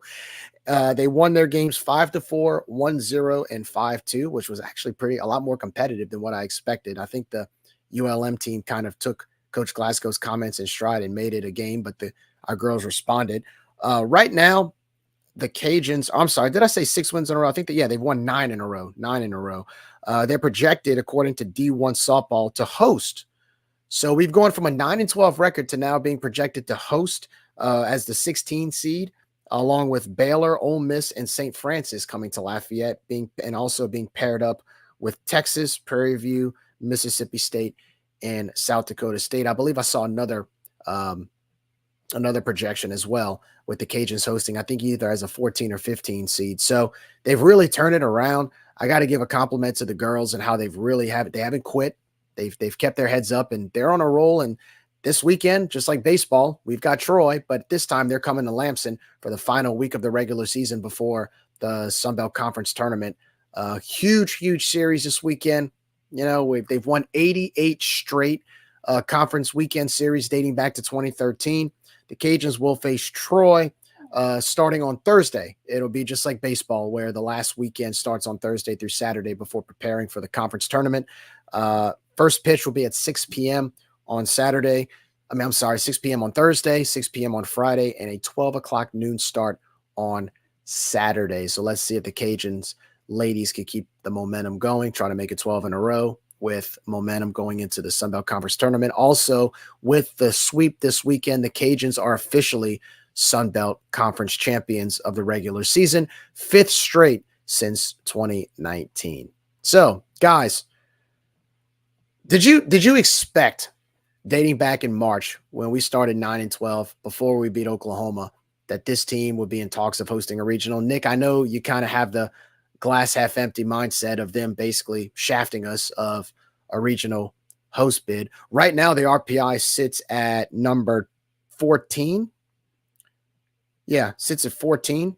So, I mean, look, there's an outside chance again. I just hope that it's enough.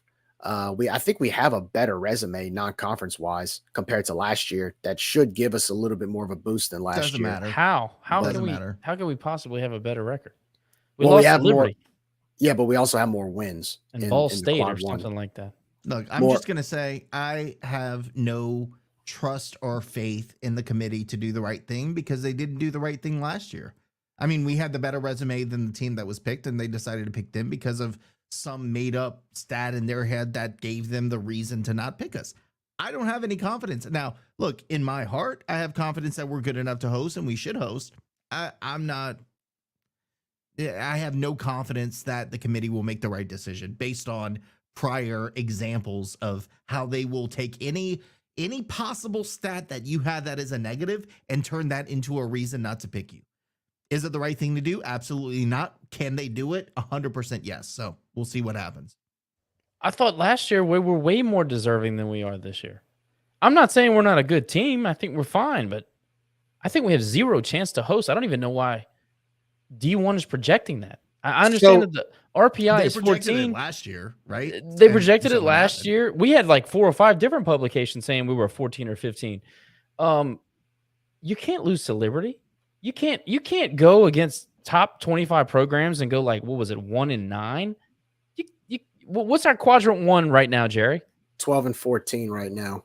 12 and 14. So the quadrant, so Texas State is included in that. I know we Yeah. got a TSAB win in there. You got swept by Mississippi State. But that's better than last year, right? Yeah. So quantity last is year, more. The quantity is more. but honestly though, last year our quad one record was 19 and 13. There you go. So we actually had a better quad So- one so record. last they year was chose better. to say, but they chose to say, well, that was fine, but then your top 25, this is what it was. It's they will do whatever they can to Yes. screw us over because we're not a quote Power 5, which is not even a thing in softball or baseball. But Right. they will do it because we are who we are. Now- and somebody might get screwed out of a couple extra $1,000 by hosting. Now I'll tell you what might help us there. They talk about strength of schedule. Our strength of schedule right now is number 9. Our non-conference strength of schedule is number 1. While last year our strength of schedule was, I believe, 13. Well, and our non-conference strength of schedule was number 3. So, but we have a better strength of schedule this year than we did last year. And I think people are hanging their hat on that Oklahoma win, and it's a great win. well, It's look, one win. but Josh, it doesn't matter because you know what? The selection committee, they look at that, they see that. But they also see that you lost to Liberty. We You're have several bad losses this year. Like several. And last year we had 1 or 2 that were like, well, what the hell happened there? We have a bunch of those. How many conference losses did we have last year? 3?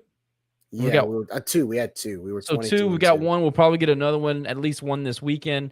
Depending on how we play in the tournament, you got a couple of RPI hits there.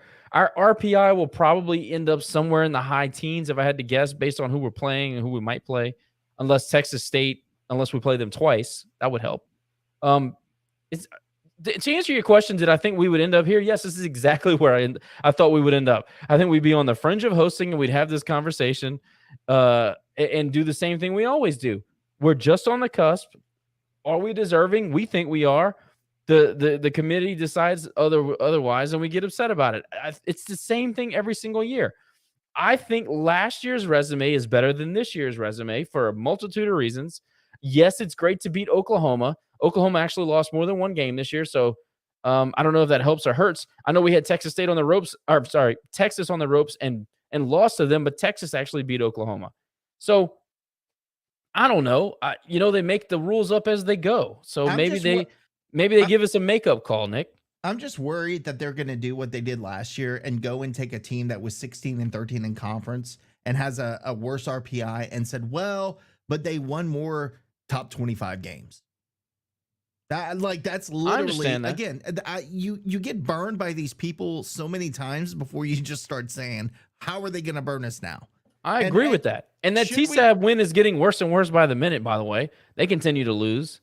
So I don't know, man. I'm you know where this is going, and I want to be surprised. I pray that I'm surprised. I really am. And maybe I'm being overly cautious and stupid about this, but when it continues to happen, you just kind of figure, you just throw your hands up and say, well, unless we're ranked number one and have and beat everybody in the Q1, yeah, it's good luck.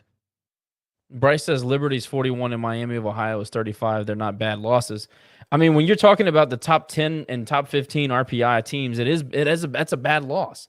They're going to look at that and say, well, that's the loss you shouldn't have had. This is softball. This ain't baseball. It's different. Again, and it's political. You can't think like it's extremely political. You can't think like rational people. Right. You can't be rational about this because you have to understand you've got people that are in power that are making these decisions that are going to use whatever metric that they want to use to get the people that they want into the regional and hosting. We saw it last year? Where was the Liberty loss? Was that a multi-team event?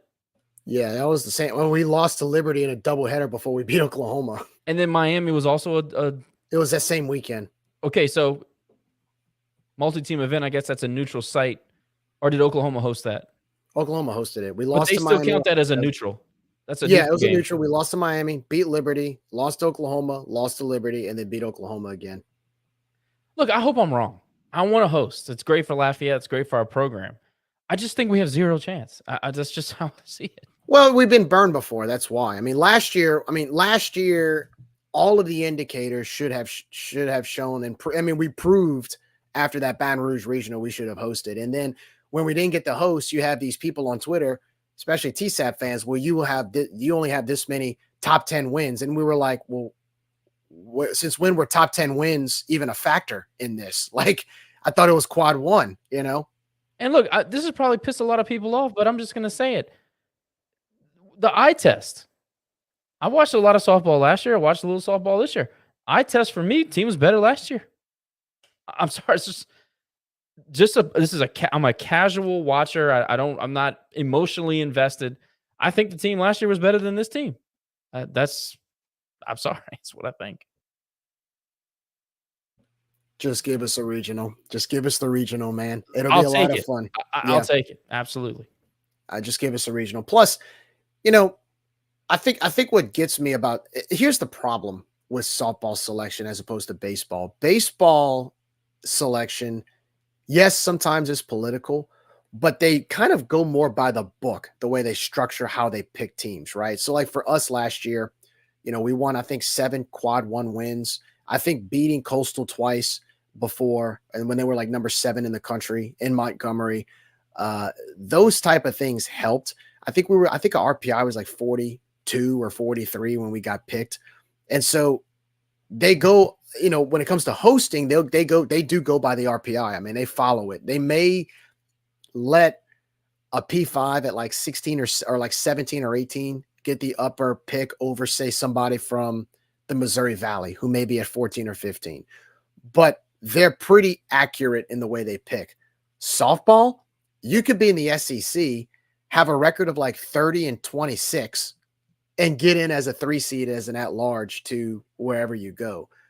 If you're 30 and 26 in baseball, you're not getting in anywhere. Like, you have to pretty much, I would say the threshold would be a sliding scale from anywhere from 35 with a really, really high RPI or just the magic number of 40, right? That's kind of our magic number here. You got to win 40 games. But softball is just so much more all over the place and convoluted as opposed to baseball selection. Well, I think we also got Jay Artigues on the committee, and that helps. I'm being honest. Guy knows our baseball. He knows our team. He knows our record. He knows our program. When you have guys like that, I think you just have knowledge of our baseball program, and that helps you. Again, it's political, right? So you got guys who know you. Sure. No question. You don't have that in softball. In softball, you got people who know West Coast, TSAB, SEC, and that's all that matters. They see money, they see dollar signs, they see brands. They're delegates for the regions. That's what they are. You see brands instead of talent. But what's idiotic about that is they should know. Look, you went to TSAB last year. What kind of atmosphere was at Lady Tiger Park as opposed to if we would have had that at Lamson? Jerry, it's the same reason. It's the same reason that college football is how it is. It's I because mean, it's crazy. it's because the privilege want to continue to have that privilege, so they will do whatever they can to screw the other people out of it, because you don't deserve that. You're a nobody. We deserve it even at 16 and 13 because we are who we are. That's the world that we're in now, Jerry. Oh, it is the world that we're in. It's just crazy because you would think that if you're the NCAA and you're going to select certain schools to host, that they would bring crowds, they would make money, and it would be a great event. And instead, they let these teams host that don't bring anybody to their games. And that goes for baseball too. They don't care. They only care about what benefits their agenda. So yeah, I'll get off my soapbox. I don't want to get into that. Well, no, I mean, it's true though. It's a good point. I'm glad you brought it up because, again, I mean, I'm looking at all of these different projections, and I mean, I don't remember seeing that type of projection for us last year. I don't think these riders were as generous to us last year, even in spite of what Josh may say about whether or not we were a better team. I noticed they've been a lot more generous to us this year in these picks. I just hope we're all wrong. I mean, as far as me and Josh, I mean, I think you're on the right path, but I mean, hope I'm wrong. I just have no faith. That's my problem. I have no faith in the committee. Well, we've been burned before. Like you said, I mean, we've been burned before. You know, they give all these big schools the benefit of the doubt. And then what ends up happening is what happened last year. You know, we go to Baton Rouge and we win the regional, when all along we should have been hosting the regional instead. So, no, you're right. I just hope that they make the right decision. If we take care of business, if we win out, which includes the Sun Belt tournament, there's at that point you have to give it to us. There's no ands, ifs, or buts. But last year we were, I think, number 10 in RPI come selection day, and we were sent to Baton Rouge. So I don't know. We'll find out. Just take care of business starting Thursday night with Troy. Take care of business this weekend. Win the series. Try to sweep and win the conference tournament and let the chips fall where they may. All right, moving on real quick before we go. So we had a spring football game on Saturday. Not to sound negative, but did any of you guys get any news or anything from the spring game on who did what? Or nope. Okay. And look, I get it. And we're over 2 hours. I'm not going to go on a rant. I'm just going to say, I know we're rebuilding our stadium. Wonderful. We can't use and for one wonderful reason, I should say, we can't use our field to have a spring game. Totally understand that. We talk about community outreach, our town, our team.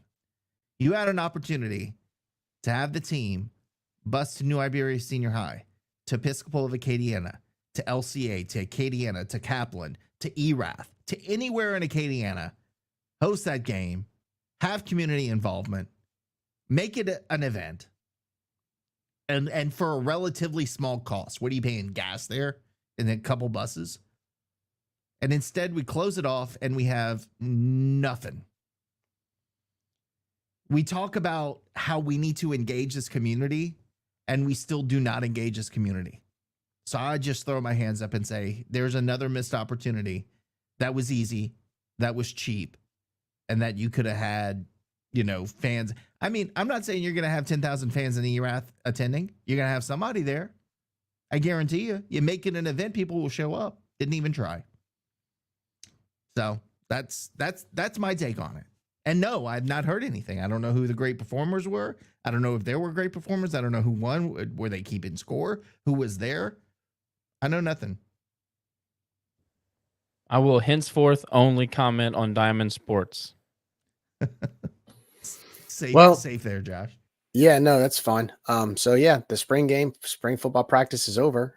So now we all have Diamond Sports to focus on. Also, too, you want to talk about winning the event. I thought we won the event at the Teague. I know I mentioned that earlier in the episode. I was very pleased with not only the atmosphere, but before we go, I do have to give a shout out to the Southern Miss fans who made the trip, because they came and not only did they have the time of their lives here, they made the best of the experience while they visited here. They went downtown to Festival International. They took in the culture. They took in the Cajun customs and everything and had a blast. They were drinking, having a good time, eating the good food. And a few of them were on social media publicly saying, like, this was a great time. This was a lot of fun. Ran into a lot of Cajun fans that, they all really befriended a lot of our fans, and same thing with us. We befriended a lot of their fans. I saw the Raging Burners along with the Southern Miss Burner accounts drinking together downtown at Festival. And, really, look, we go back and forth. They are our rival now, but that's what it's all about. I love to show off our culture to people, and seeing the Southern Miss faithful downtown and embracing what we have to offer, Festival International with these baseball games. That's what makes this conference so great. And, I was very suspicious about Festival International being the same weekend as Southern Miss, because I had a feeling it was going to affect our attendance. It really didn't. I thought that they did a really good job. The fans as a whole did a great job mingling Festival with the baseball games. I wasn't able to make it on Saturday, but I was at Festival Saturday morning with Kayla and Allie, and I'm pushing Allie in the stroller, walking around, and I overheard quite a few people in Raging Cajun gear talking about the baseball game the night before. And, not to say you don't hear that often, but I guess maybe with the fact that it was such an epic finish, or maybe the fact that we're ranked again, it's cool when you're around town and people are talking about Raging Cajun sports. Josh, I know you had a similar experience as well, being downtown for Festival too. Did you get to interact with some of the Southern Miss fans? Did you get to kind of get that same camaraderie as I did this weekend? Southern Miss fans could kiss my white ass. That's what I think. I came across a couple of the Raging Burners, got daps and hugs, said what's up. It was good to see everybody. I'm glad that the community's rallying around the boys, and how can you not, what's the thing? How can you not be romantic about baseball?